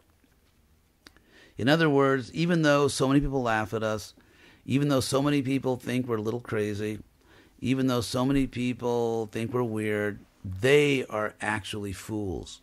They are actually degraded. They are actually bad people. They are the ones. And therefore, you kind of get them into a state where their opinions have no power over us. Even though society in general holds us in a certain level of esteem, their opinion has no power over us. It cannot emotionally harm us because they are so low and so bad and so degraded. And, I saw this with Prabhupada. Prabhupada didn't do it, but I saw devotees doing this with Prabhupada. There was almost like an industry with Prabhupada when he'd go on his morning walk of younger devotees, because that was the only chance they often had to talk to Prabhupada. If you weren't some kind of big leader, your only chance to talk to Prabhupada might be on a morning walk. And they come up to Prabhupada with the latest horrific story of Kali Yuga. Like, Prabhupada, I heard that in, I don't know, some place, priests are eating babies or something. I kind of made that up, but that was sort of it's like the more horrible, the better. And you could just see how it was like these devotees were going out every day and they needed to really put down, they really needed to demonize and to sort of strip of any power to harm them emotionally, the people who held them in such low esteem. I remember one time I was walking with Prabhupada. It was a typical one. Where a brahmachari came up to Prabhupada, a sort of young brahmachari book distributor, and said, "Prabhupada," that's kind of like the way it was. "Prabhupada, I'm going out every day and selling books. And these Americans, they're really demons." You know what I mean? You were on the walks, right? So Prabhupada looked at him and said, "No, they're not." He said, "They're nice people. They don't have knowledge, so why don't you give them knowledge?" The same thing. Irish people, they're nice people. They just don't understand certain things, so explain it to them. I believe it's, well, I'm sure it's a fact, I want to say, that we cannot simultaneously denigrate people and attract them. Now, some people have unusual psychology, like beat me, hit me, whip me, put me down, I love you. It's like, I personally wouldn't want to be in that kind of relationship on either end of it.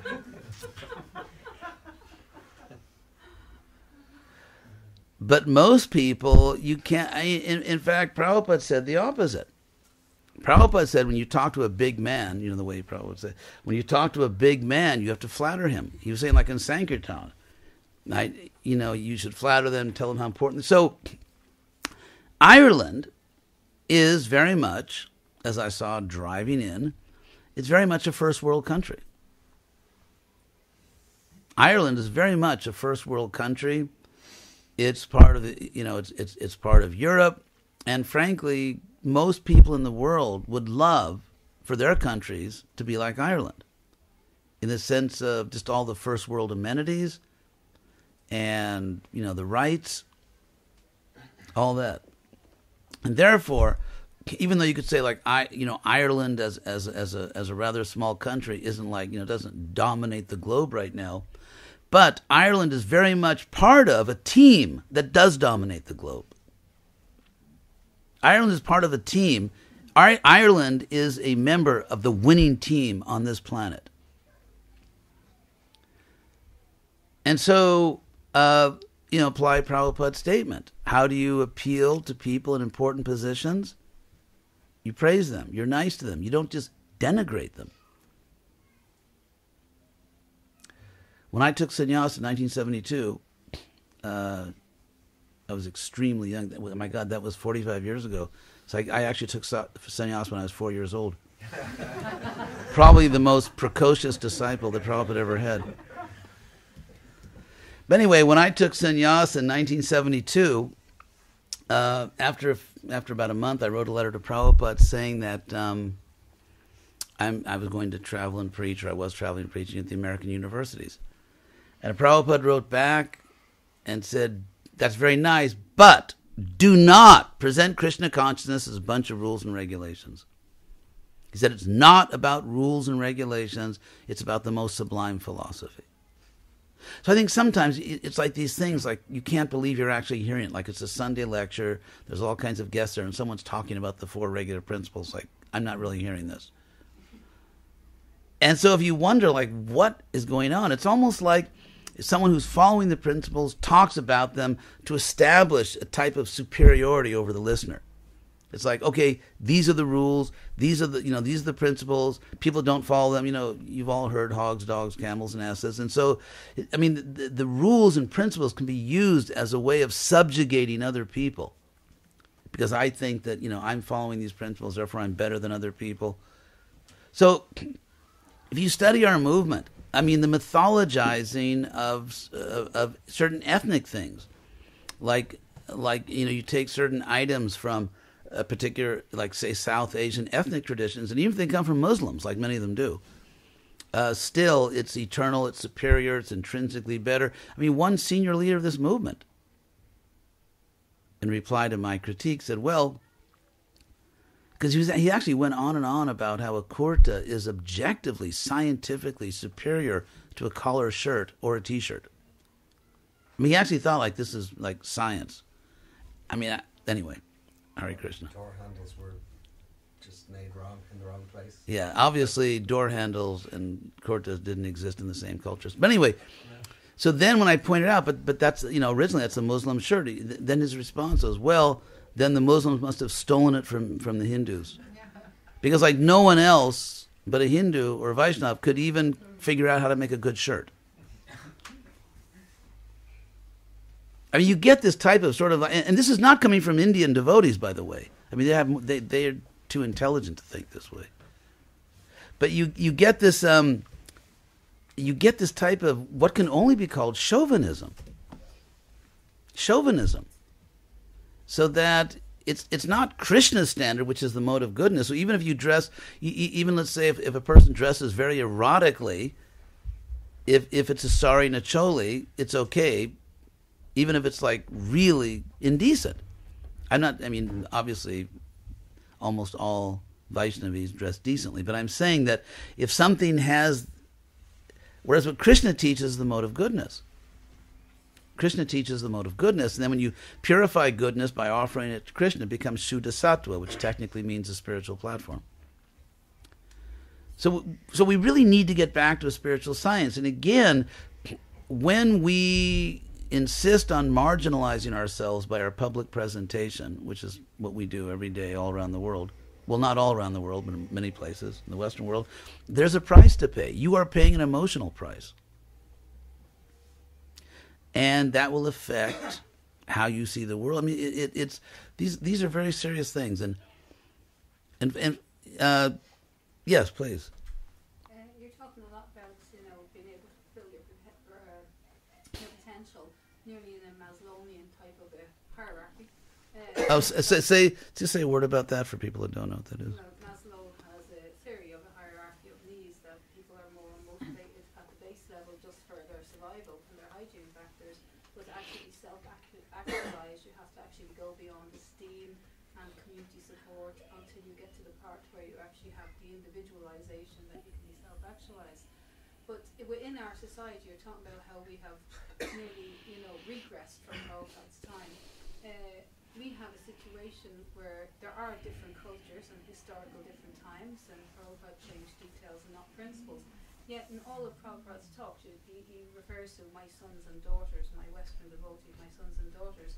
But there is a mood where everything Indian and Eastern seems superior to what Prabhupada established in the West. Yet he said in Hawaii at one stage, I have given you everything you need, you do not need to change, I've given you everything you need. But we have a whole section of our society who are kind of not able to progress through that kind of evolution to find themselves as devotees, because they're treated more or less like a second-class citizens, and I'm referring to the women and the children, and female children specifically, because basically speaking we have a mood of caste brahmana kind of invading, because it's seen as a superior culture. The Indian model that is actually the model that Prabhupada left when he got on the Jaladuta actually seems to be pervading our society. We have very few women leaders. We have a very poor system of education. Anybody who gets a qualification outside of external, Iskcon model is basically speaking frowned upon, but yet we will pay top dollar to import a non-devotee person with the same qualification in. So how can a society actually shake off those kind of shackles and realize that every man, woman and child within their propensity, whatever their qualification, whatever their actual dharma is, that they will actually be able to stay within Prabhupada's movement and actually become self-realized if they apply the process that Prabhupada gave us. Thank you. That was really good. I'll just reply to that and then... I just want to comment. Yeah, go ahead. That's what? I just my mother. Oh, you should be proud of your mother. I'm commenting on what she said. Actually, Maharaj, you can answer a question. I just wanted for my own part to say thank Sure. you for coming, because I grew up in that Iskcon where my chastity level was directly proportional to the length of my sari and the style of my sari and where my parting was in my forehead. So I just want to say thank you for coming and actually bringing to the table, expanding our way of thinking so that we can actually, instead of looking through blinkered vision, maybe expand out and see how we can stop segregating people in our society and make Iskcon, as Prabhupada put it, a house where the whole world can live in. So thank you for coming today. Thank you. Thank you. Like mother, like daughter. I mean, you're both, I really appreciate what you both said. It's very intelligent. Okay, respond. I will respond.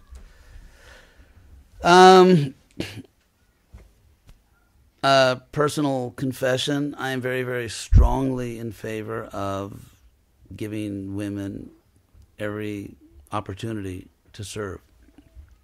I think that what Krishna says in Bhagavad-Gita is that our service is born of our nature.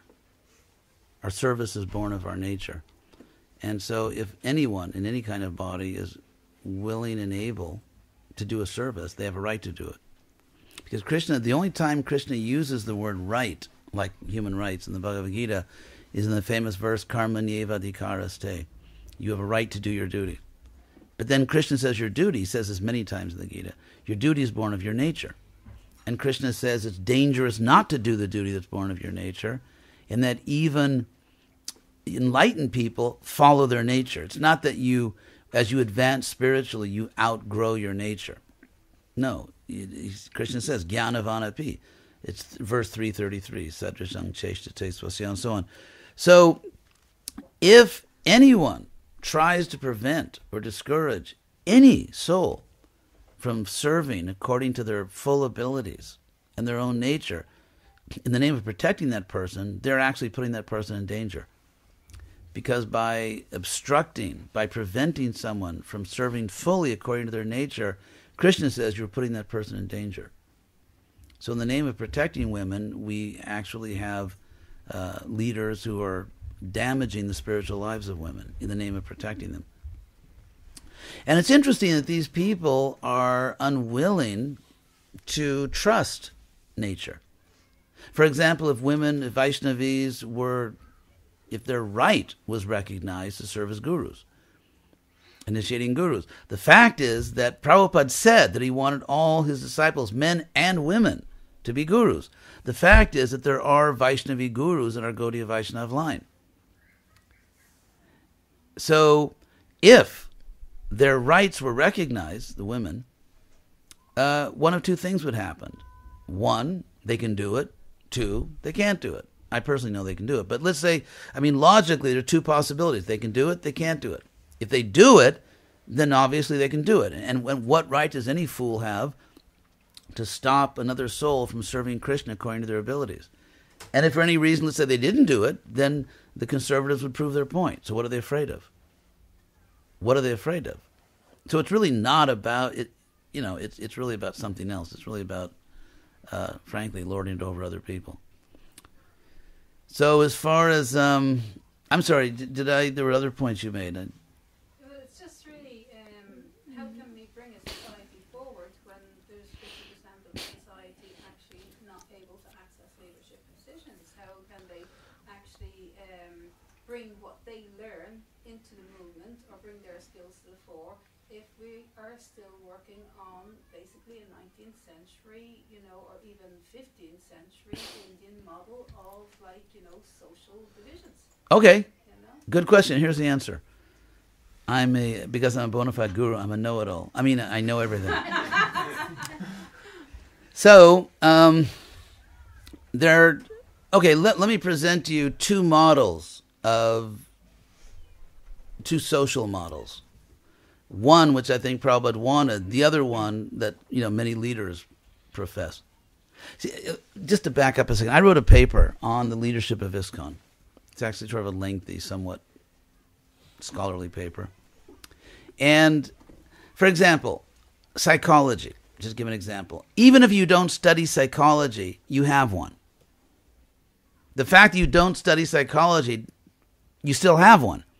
And even if you don't study philosophy, you have one. Because everyone engages in intentional acts. Everyone chooses to do things, whether it's getting out of bed, going to work, or not going to work, or not getting out of bed, and so on. And so when you choose to do anything in the world, you are acting on values.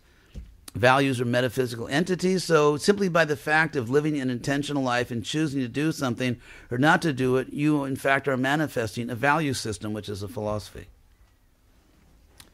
And so, in the same way, any individual or group of people who exercise authority over other people, whether it's the government of Ireland or the GBC, any individual or group of people who exercise authority over other people inevitably will do so according to a particular political philosophy. And even if they don't study it and don't know they have one, they still do. So, for example, I think one of the main problems with our movement, frankly, if I can be honest, I'm not supposed to be, according to some leaders, but, Brahminical society, you're not supposed to speak the truth. But the fact is that in the leadership of Iskcon, there are actually 3 factors, whereas many leaders only see 2. The 2 factors that many leaders see is Prabhupada's mandate, which is the first article of his last will and testament. The GBC shall be the ultimate managing authority of the entire Iskcon. And then a group of people who manage Iskcon or who rule Iskcon. And so, in the minds of some people, there's just 2 facts here. Prabhupada's mandate, our exercise of that mandate. What's the problem? Do what we say. The problem is there's actually, logically and inevitably, there are in fact 3 factors here, not 2. There's Prabhupada's mandate, there is a particular political philosophy, and then there is the exercise of power. And the exercise of power is informed by, mediated by, determined by a particular interpretation of the political mandate. And I use the word political here consciously. In Prabhupada's discourse, the word political is almost always negative, like that's just politics. However, even though, if you look in the dictionary, that pejorative or negative sense of political is certainly one of the meanings of the word political, but it's not the primary meaning. The primary meaning of political is simply something related to the wielding or exercising of power or authority. And since Prabhupada used the word authority, and since he gave power to a group of people, therefore, inevitably, they are engaged in political activity. Not necessarily in the negative sense, but in the neutral sense. But because the word political has such a negative connotation in Iskcon, because of the way Prabhupada used it, there's never a discussion of political philosophy. There's never a discussion of political science, and actually, how are we being governed? And how did Prabhupada want us to be governed?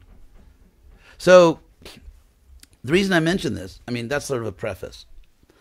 The next point is, moving right along here, that in political philosophy and political history, there are two very different conceptions of how a society should function. And here are the two conceptions. One is that as a citizen of a society, as a member of society, let's say Iskcon, you have a right to do anything you want as long as it does not violate the reasonable laws of that society. For example, I'm now in Ireland, and so I can do whatever I want if I do not violate the laws of Ireland. For example, if I'm driving in a car, if I follow the traffic laws, I can go wherever I want. So that's the conception that Prabhupada wanted for Iskcon, in which he emphasized that if you follow reasonable laws, not laws which are simply meant to oppress people and to take away their legitimate rights, but if you follow reasonable laws, you can do whatever you want. The other conception is, which some leaders favor, not all, but some leaders favor, is that you cannot do anything without their permission. And this, of course, is the totalitarian model. And totalitarianism in history doesn't have a great record. So, finally, coming to your question, like what can be done or what should be done, I believe if we understand that Prabhupada clearly wanted the first model, where if you follow reasonable laws, laws that guarantee necessary outcomes, such as that devotees don't fight with each other, one devotee doesn't damage someone else's devotional service, or one devotee doesn't oppress another. Reasonable rules that allow everyone to live their life.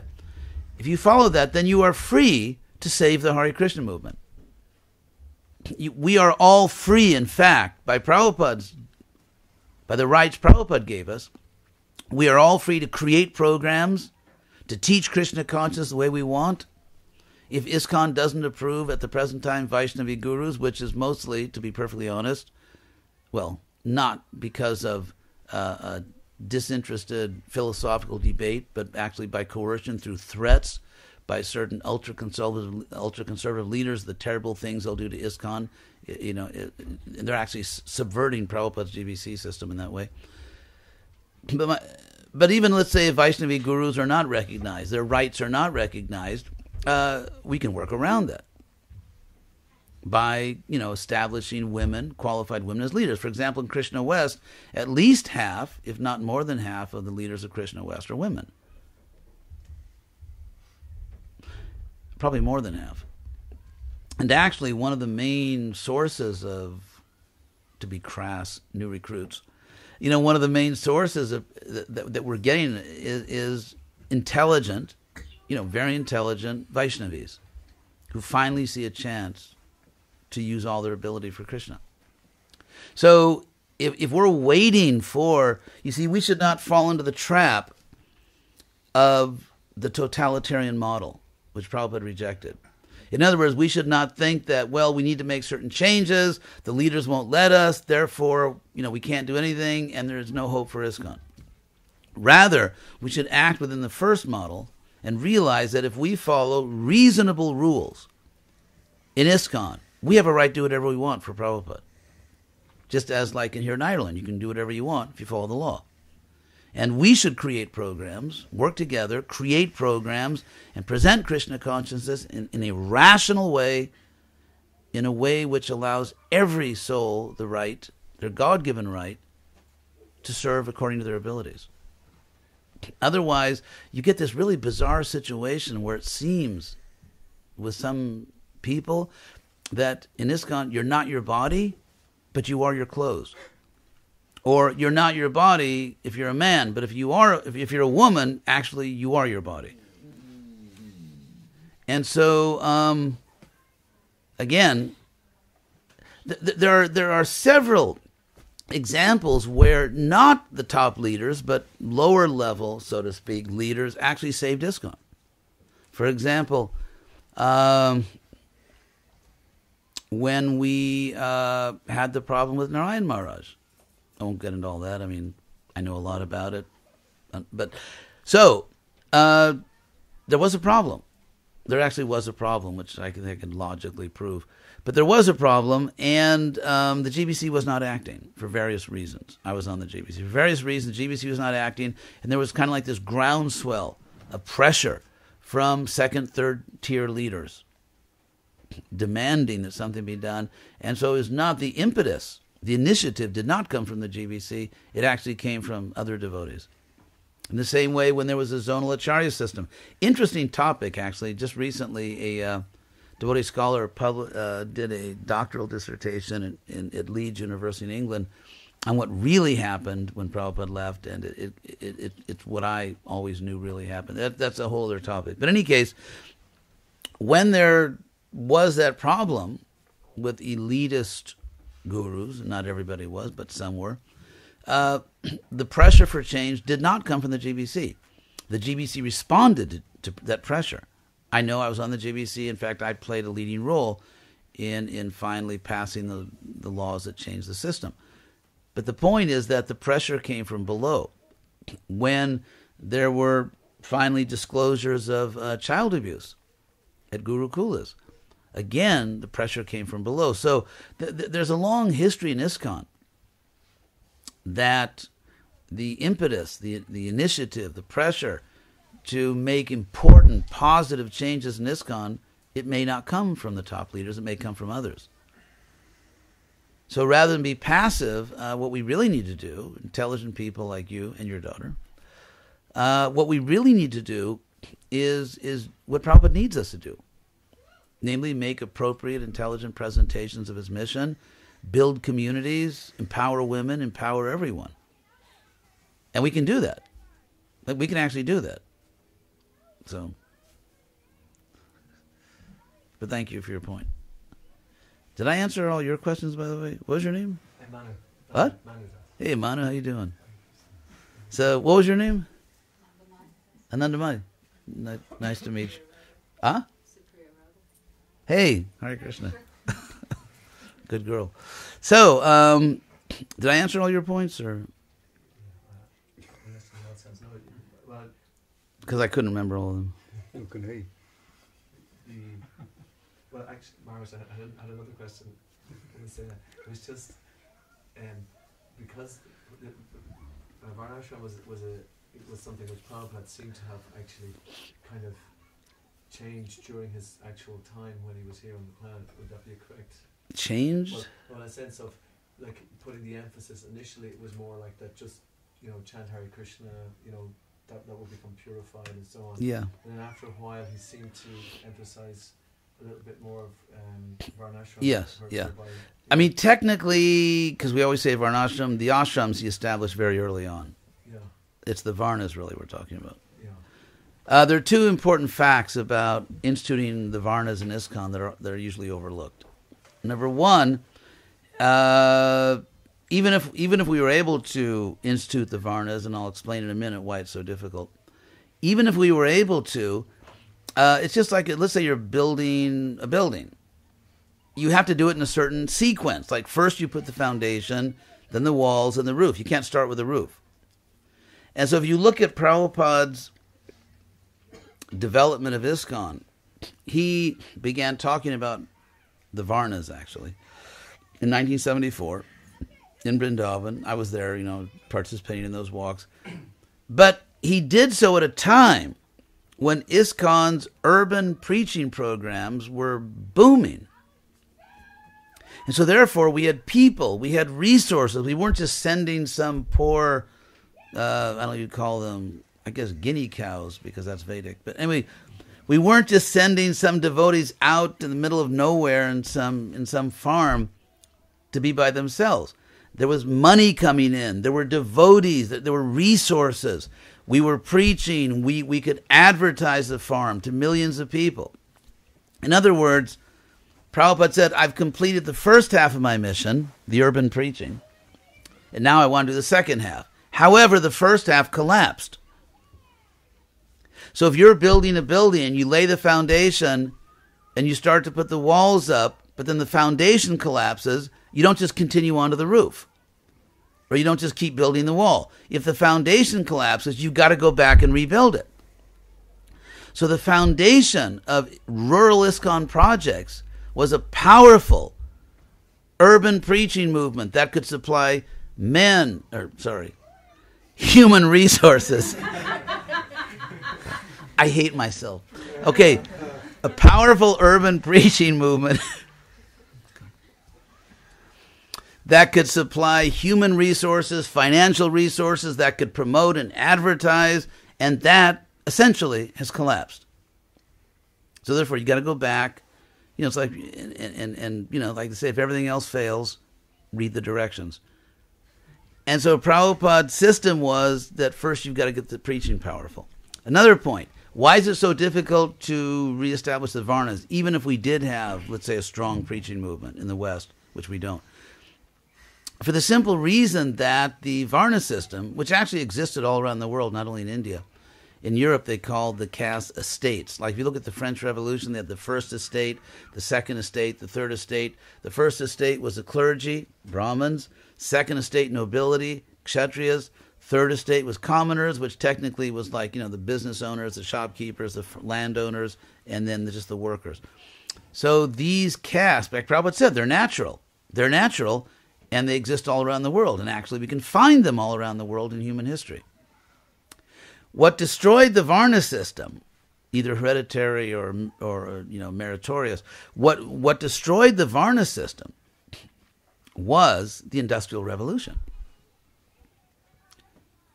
Because with the Industrial Revolution, the world basically shifted from a land-based economy to capitalism and to an industrial and then post-industrial economy. So the Varna system presupposes an agrarian economy. Because, for example, if you live on a farm, then the more children you have, the richer you become, because you have more hands. If you live in the city, the more children you have, the poorer you are. And so you can see that in an agrarian economy, that all this economic pressure that Marx talks about, all this economic pressure is pushing toward very large extended families.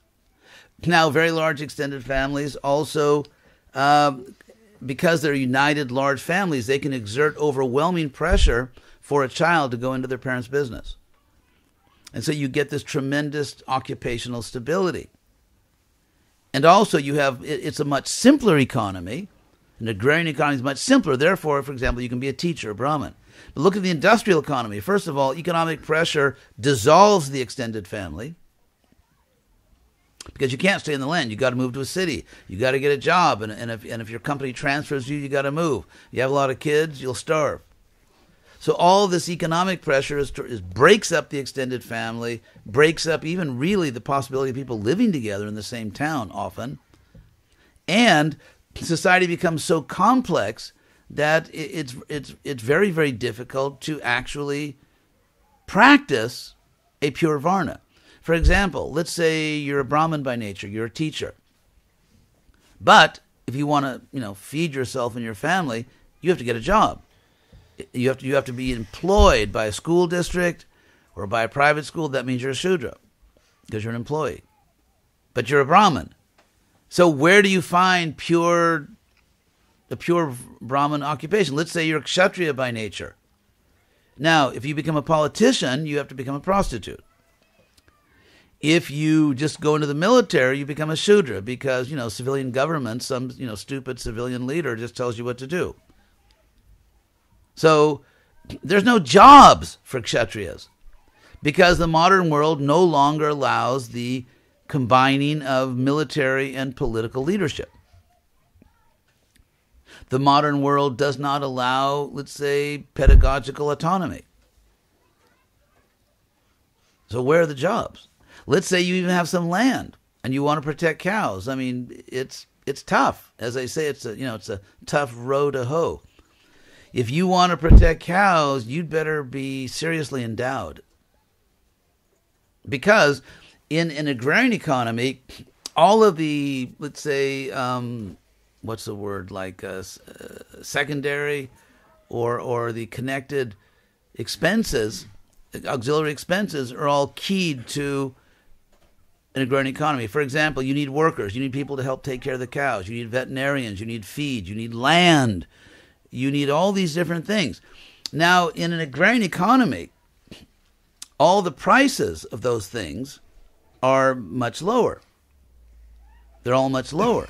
However, in an industrial economy where everyone is, raising cows to slaughter them, if you protect your cows, you still have to pay the same price as they do for feed, veterinarians, fencing, land, workers. You got to pay the same high price, which is all calculated on the assumption that you will kill your cows for economic advantage.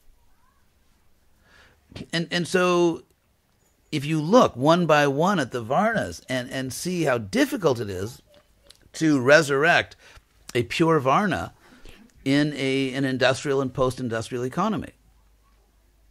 So to have, to institute the Varna, that's why at exactly the same time Prabhupada said we need the Varnas and we need to buy land. Because he understood that the Varna system is based on an agrarian economy. So, and also even our ability to have something like powerful rural projects in Iskcon depends upon having the foundation in place. The foundation is powerful urban preaching. So, for example, in America, you have New Vrindavan, which basically is a huge Hindu tourism industry. Or Gitanagari, they do like Iskcon, it's like an Iskcon convention facility or festival facility and so on. So it's, but these are all the factors involved. Yes, Maheshwara Prabhu. You mentioned earlier about how Prabhupada wanted a free model of freedom rather than totalitarianism, and it would seem, just in my own perception, that perhaps the reason why devotees are not enthusiastic about spreading the movement is because that concept of freedom is completely lost. There is no... Prabhupada, there's a letter from Prabhupada where he says, I see the devotees are losing their enthusiasm, and he says the reason is they're not being given their freedom to go out and create projects. So Prabhupada himself noticed that.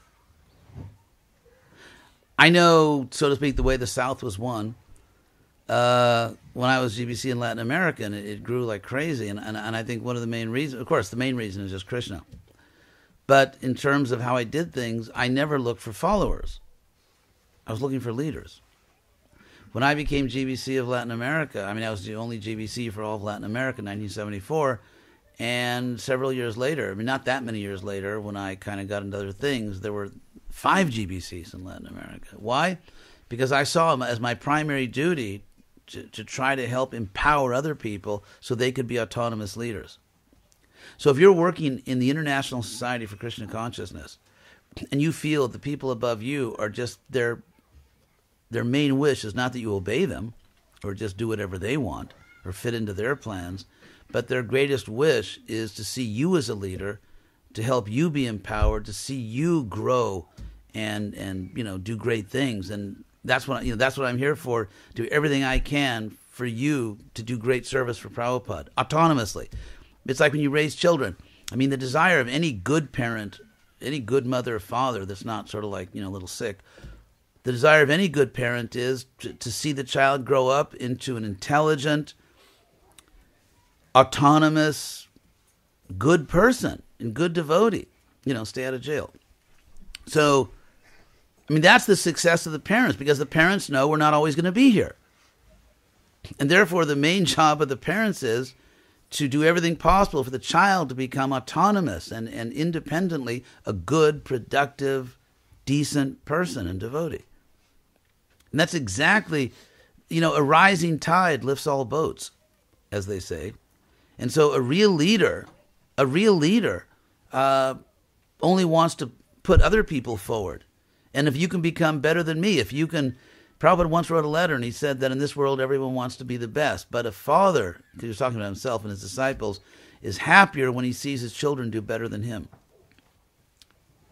So a real leader, their chief desire with everyone they deal with is that if there's any way you could do more than me, you become a leader. That would be my greatest wish. One thing I want to say, I'm sorry, I forgot your name again? Manu. No, back the lady. Anandamoy. Another point I wanted to make to you, but I forgot. But it involves all this. And that is regarding leadership. In the Bhagavad Gita and in the Bhagavatam, everywhere in our literature, there is a tension between equality and hierarchy. And, the example of the pre-Socratic philosopher Heraclitus, he said if you look at a strung bow, he said it appears just to be at rest, but actually there's this constant tension between the two ends of the bow. And it's precisely that sort of creative tension that gives the bow the power to propel an arrow. So in the same way, there's a type of creative tension in our literature between hierarchy and equality. On the one hand, Krishna teaches the Varna system, which is hierarchical. He teaches about gurus and disciples, or the Bhagavatam teaches that. Parents and children, it's clear hierarchy. And yet, ultimately, Krishna emphasizes equality in so many ways. Pandita samadarshana, the wise see everyone equally. Samatang yoga uchate, yoga is defined as equality. And samak sarveshu bhuteshu, mad bhakting lavate parang, those who are equal to everyone attain the highest bhakti. Samohang sarvuteshu, I am equal to everyone. So if you read the Bhagavad Gita, equality is a huge topic. It's a huge topic in Bhagavad Gita. It's not always emphasized, but it's in the Gita, it's one of the most important topics, equality. The equality of everyone. So now, if I'm a leader, and unfortunately I'm still a little bit in the bodily concept of life, then the hierarchy, which is based on the body, will seem more important to me than the equality, which is based on the soul. Now, I'm not saying you can get rid of one or the other, but still, our equality, you and I, our equality, never mind, what kind of bodies we have, never mind what titles we have, that's all external.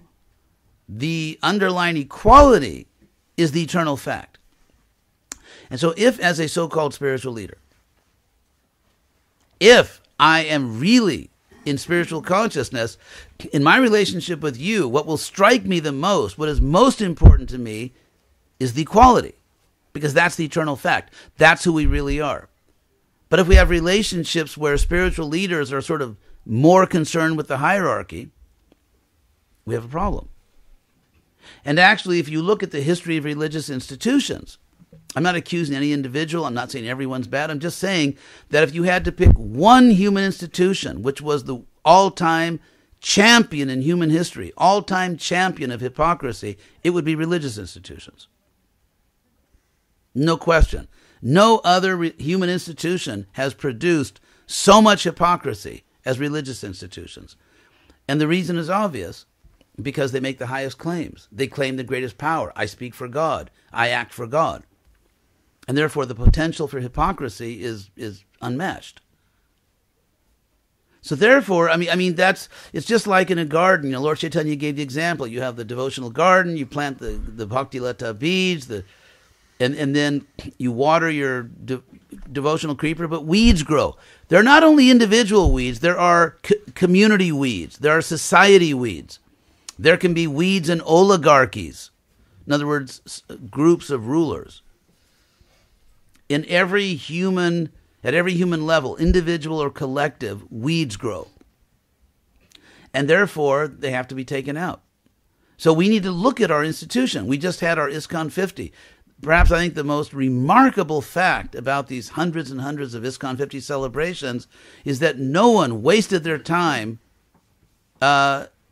for even a moment with introspection, self-analysis, self-criticism.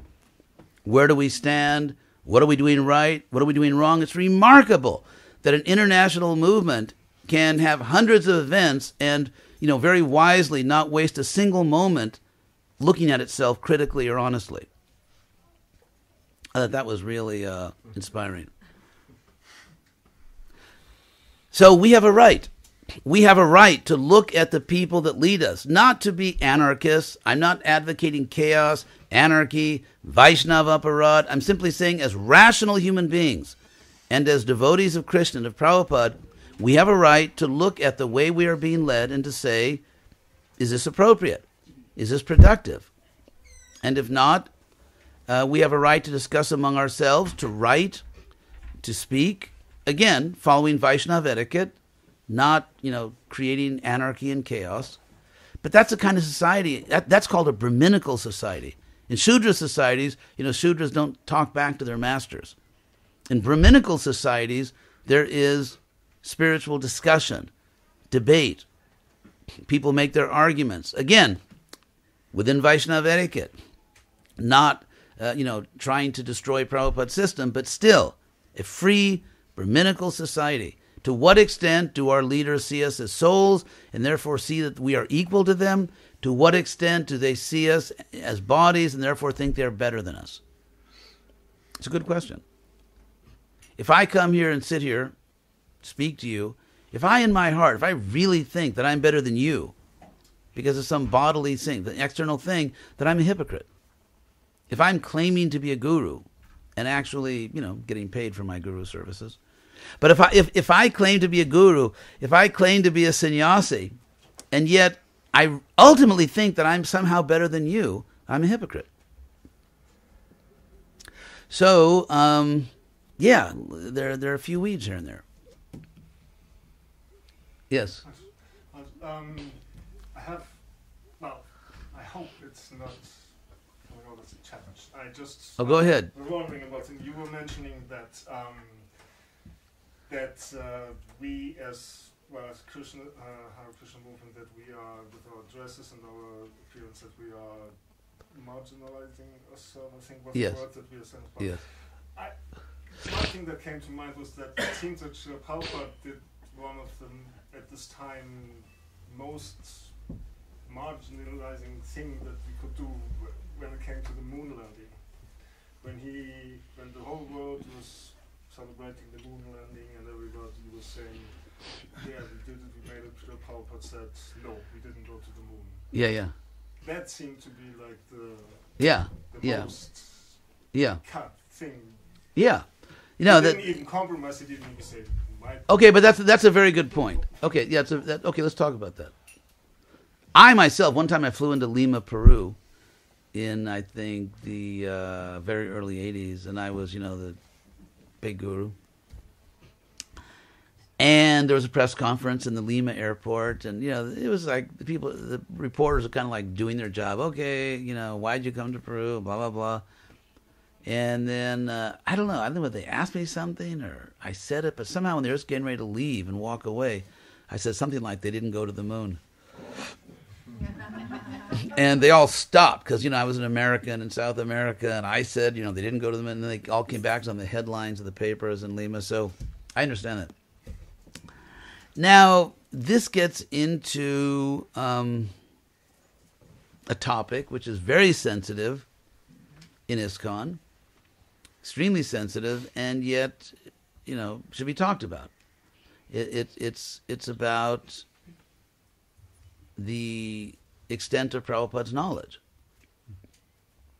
By the way, Prabhupada many times said, even if they did go to the moon, maybe they went to the moon. So, now, there are two ways to understand Prabhupada, and I'll tell you my way. My way is, listen very carefully to how Prabhupada presented himself, pay close attention to what Prabhupada says about himself, and believe it. That's what I do. The other way is, ignore a lot of what Prabhupada said about himself, and just, because we really know who he is. I don't do that. So, for example, some people worship a Prabhupada who just knows everything, where everything he says is, infallible. Prabhupada explicitly rejected that. There's a famous conversation where H.D.Goswami Swami said that, the guru is always speaks authoritatively, but sometimes we see the guru may appear to make mistakes. I mean, whether it's grammar, historical details. I mean, even quoting Gita verses, Prabhupada. And so Prabhupada said, you don't understand. That's not the perfection of the guru. Being materially infallible or omniscient. He said, that's not what I mean when I say the guru is authoritative. He knows the science of Krishna. He preaches Krishna consciousness. So H.D.Goswami Swami said, so we didn't understand. Prabhupada said, yeah, you didn't understand. That's what I mean. So now, if someone thinks that anything Prabhupada says on any subject is true, actually you can't think that. It's actually logically impossible. But logically impossible is a technical philosophical term, which means that a statement, simply by the meanings of the words, cannot be true. To give an example of that, let's say I claim, hey, I came to Ireland and I saw a square circle. Now, if you know what the English word square means, and if you know what the English word circle means, there's no such thing as a square circle. So if I say a square circle, I didn't actually say anything, because it doesn't mean anything. Semantic content is zero. So in the same way, I would say it's logically impossible to accept everything Prabhupada says. Because if you say, I accept everything Prabhupada says, what about when he says, I make mistakes on certain things, or I don't know everything about material things? If you accept that as true, then it means that everything Prabhupada says on material things is not necessarily true. But if you say everything Prabhupada says on material things is true, you don't accept his statement that he doesn't know everything about material things. So either way, you're not going to get every statement as true. Logically, we're talking about simple logic now.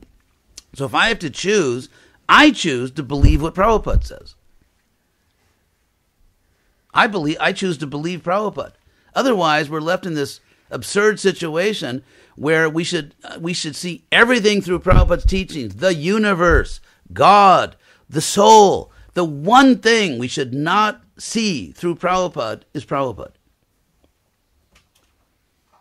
Now, let me give you an example of how this is very common in the history of religions. In the 4th century CE, the Common Era, which means the 300s, the Christian world, at the time when it had become like the official religion of the Roman Empire, actually divided into two. The whole Christian world was split.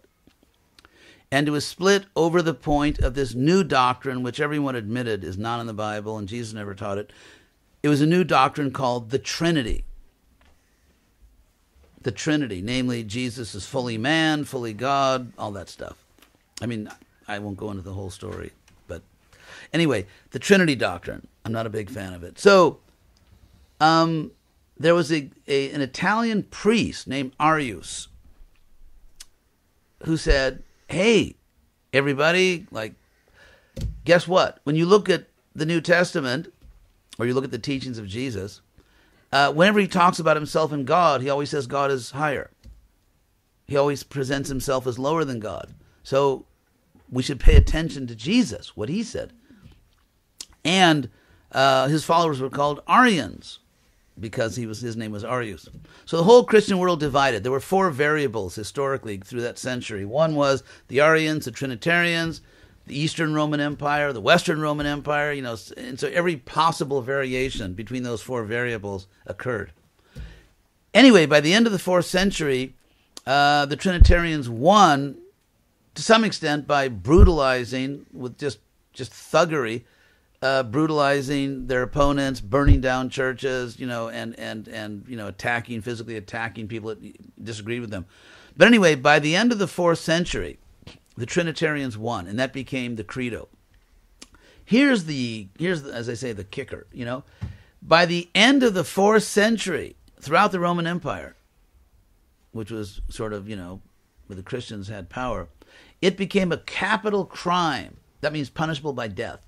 It became a capital crime to preach that when Jesus talks about himself and God, we should believe him.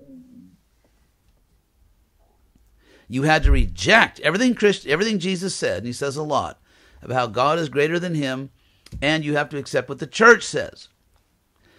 Because you can't understand Jesus unless you go to the church. Now,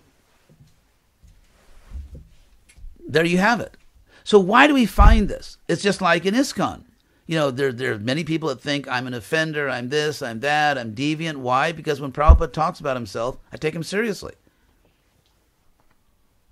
Some people think I'm, a great offender because I actually believe Prabhupada when he talks about himself, instead of believing them that Prabhupada didn't really mean it when he constantly said this. And rather, what Prabhupada really meant but didn't say is what they're saying. So all these ideas like, no, we can't make external adjustments because Prabhupada, it all just collapses because Prabhupada tells us so many times in published papers, giving dozens and dozens and pages of Prabhupada quotes that perfectly justify what I'm doing. In fact, Prabhupada urges us to do what I'm doing, to make these adjustments. So getting back to the... just one more point, getting to the sociology of religion. Why do people do this? Like, because obviously with the Christians in the 4th century, if you say God is greater than Jesus, then the Trinity doctrine collapses. So why do people do this? Why do people ignore what a great leader says about himself or herself and instead, insist on their more glorious interpretation?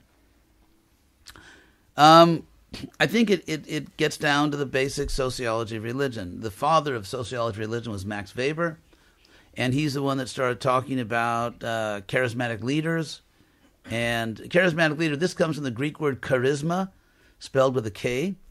And charisma is very much like what we mean when we say Shakti Avesh, in the sense that, Krishna or God has invested, Avesha has invested his own potency in some earthling.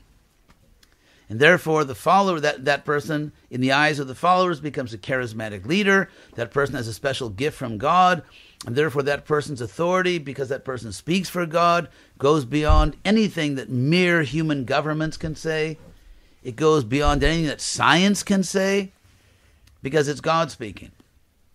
I mean, never mind the fact that if it were really true that everything Prabhupada said was Krishna speaking, in fact, Prabhupada would have never said anything or done anything. And in fact, our total knowledge of Prabhupada would be zero. Because Prabhupada has no personality. In other words, it's kind of like this impersonal idea that when you fully surrender to Krishna, that's the last free act you ever perform.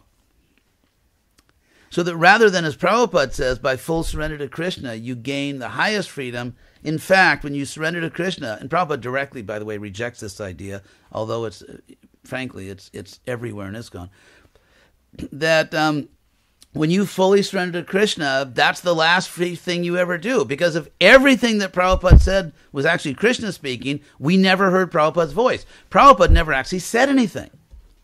He has no personality of his own, or at least if he does, we'll never know what it is. We'll never know what Prabhupada thinks about anything. We'll never know what Prabhupada's personality is. We never saw Prabhupada do anything because he was just a type of super pious robot, that Krishna was speaking through and acting through. Now, as we know, Krishna did speak and act through Prabhupada. We know that Krishna did empower Prabhupada, did speak and act through him. However, the act of, when God speaks and acts through a pure devotee, Krishna does not obliterate that pure devotee's individual identity, individual personality, and even personal opinions. And therefore you see, for example, among Krishna's queens, that they all have different personalities. Rukmini, the beautiful Rukmini, was sort of shy and deferential toward Krishna, and Satyabhama was the opposite. Now, we believe that actually Rukmini is not deferential, Satyabhama is not fiery. They're just like these, they're just being channeled. It's almost like ghostly thing where Krishna is just, they're just channeling Krishna, and Krishna speaking through them, like some old lady who channels a ghost and speaks with a deep voice and smokes cigars. It's like...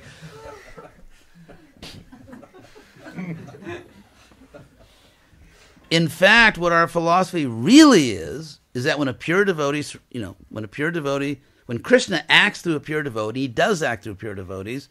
He does not destroy the individuality, the individual personality, the personal tastes and feelings of that pure devotee. Because Krishna's whole point in asking us to surrender is to make us autonomous and free, not to make us robots. So there's all kinds, I'm just getting started, but there's not time tonight. There's all kinds of ways in which we kind of like confidently assume that we have this precision, infallible understanding of the perfect philosophy. But when you dig a little below the surface, we need to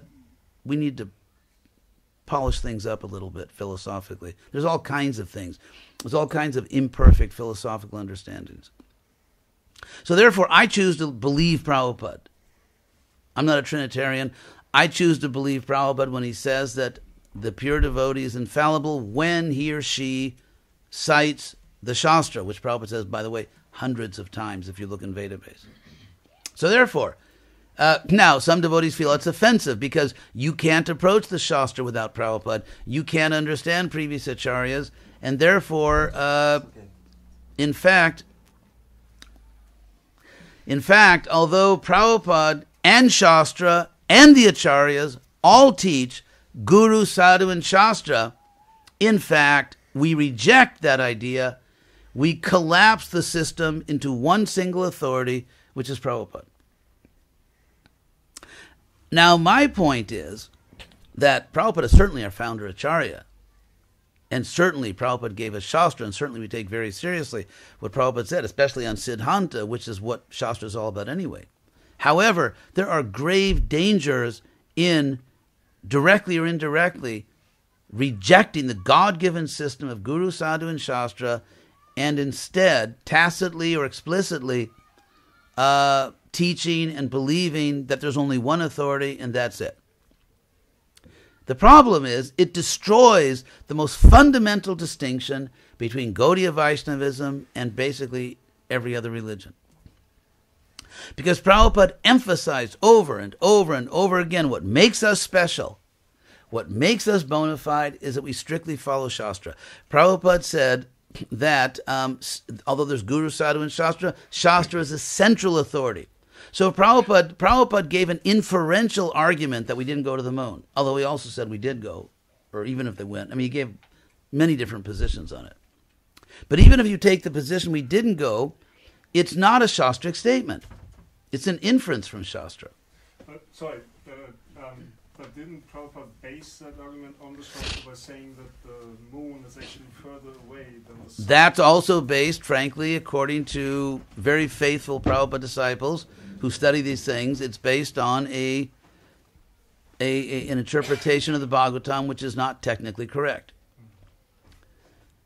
What the Bhagavatam actually teaches, which, by the way, corresponds to modern science, is that if you look at the Earth, if you look at, say, take the solar system, and if you map, let's say you draw a map of all of the ecliptic, which is the orbits of all the planets going around the sun, what we find is that they move, so to speak, horizontally, just roughly speaking, but not vertically very much. In other words, the Earth's orbit around the sun goes around on a plane, which is called the ecliptic, and it doesn't like go the other way like this.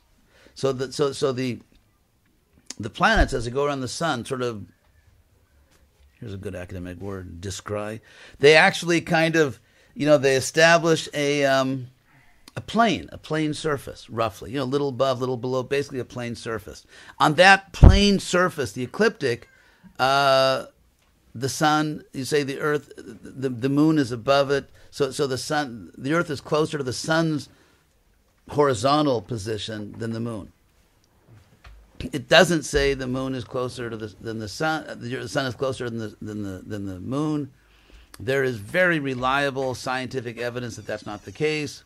Prabhupada gave another argument. Prabhupada just to be honest, kind of like throwing spaghetti against the wall, see what stuck.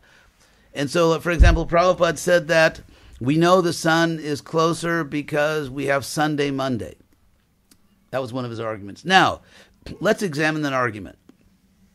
The way you examine the validity of an argument is that you have to you have to draw out the implicit premises which may not be stated. hidden premises which may not be stated, but nevertheless upon which the argument depends. So the implicit but unstated premise upon which this argument depends is that when different cultures, you could say Roman culture, we follow the Julian calendar, which was established by Julius Caesar, so that when the week was established, when the days of the week were named, the people who named the days of the week were consciously doing so in terms of the relative distances of different planets from the sun. Is that a historical fact? Actually, no. So that, for example, Sunday is Sunday, right? Monday, Moon Day. You have Sunday, Moon Day. Tuesday, Marte is Mars. If you know Latin language is Marte is Mars.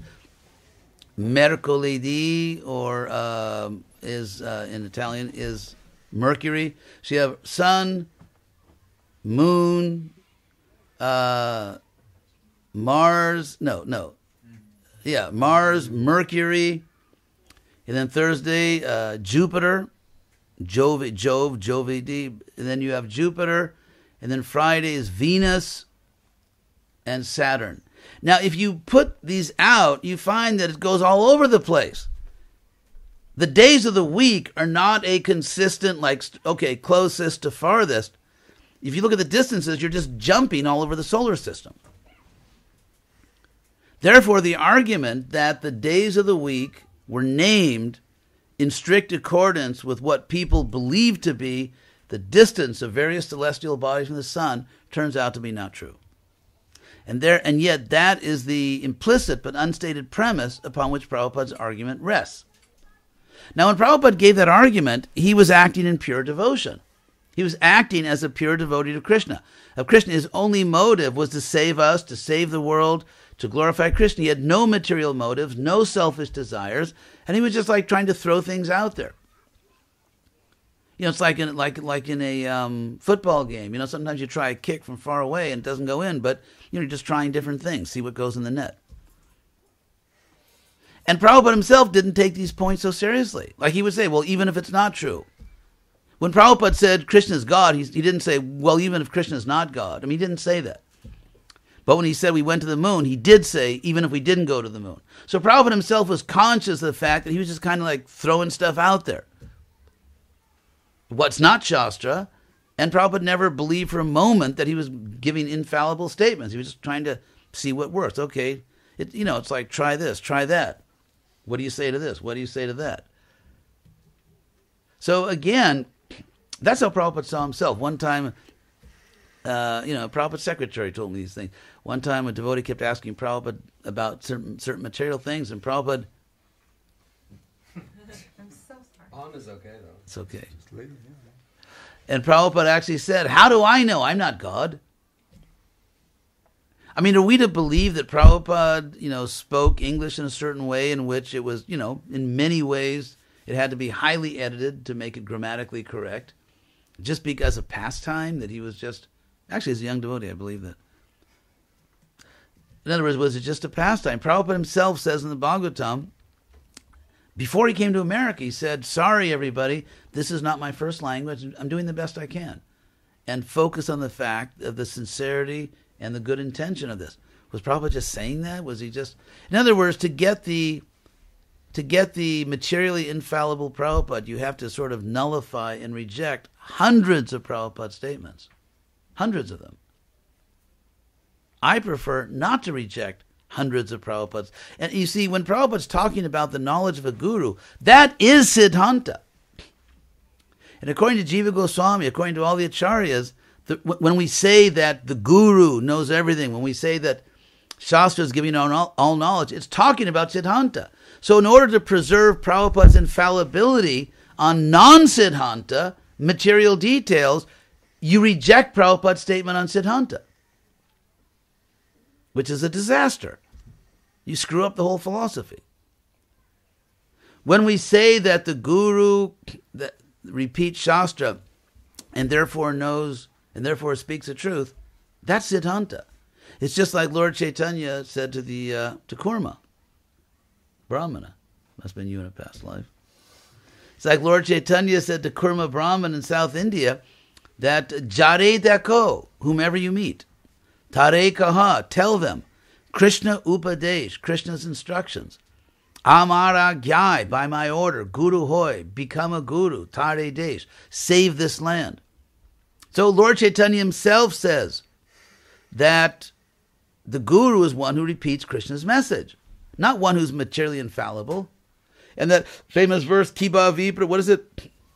Kiva Vipra, Kiva Nyasi, Shudra Kenenoi, Jai Krishna Tattva Veta. Say Guru Hoy. Whether someone is a Brahmana or a sannyasi or a Shudra, whoever knows what's called the science of Krishna, but what does it really say? Krishna Tattva. One who knows Krishna Tattva. Jai Krishna Tattva Veta. Whoever knows Krishna Tattva, that person is a guru. So the qualification of guru, Lord Chaitanya says it himself. The Shastra says it. The qualification of a guru is to know what Krishna said, to know Tattva, Siddhanta, not to be materially omniscient. And so if you it's like, give Shastra a chance. So what I'm doing, I believe, in my approach to Prabhupada's statements, is that I'm strictly following Prabhupada and I'm strictly following Shastra. And some people get really unhappy about that because they don't think I have the right to follow what Prabhupada actually said, and instead I have to follow their sort of, they believe, more glorious vision of Prabhupada. That's fine. But I have a God-given right to believe what Prabhupada says about himself. And therefore, when we get to something like the moonshot, it's just Prabhupada throwing stuff out there. But again, with absolutely pure motives, as a pure devotee, as someone who loves Krishna, as someone who loves us, and just trying to find some way to get through to people.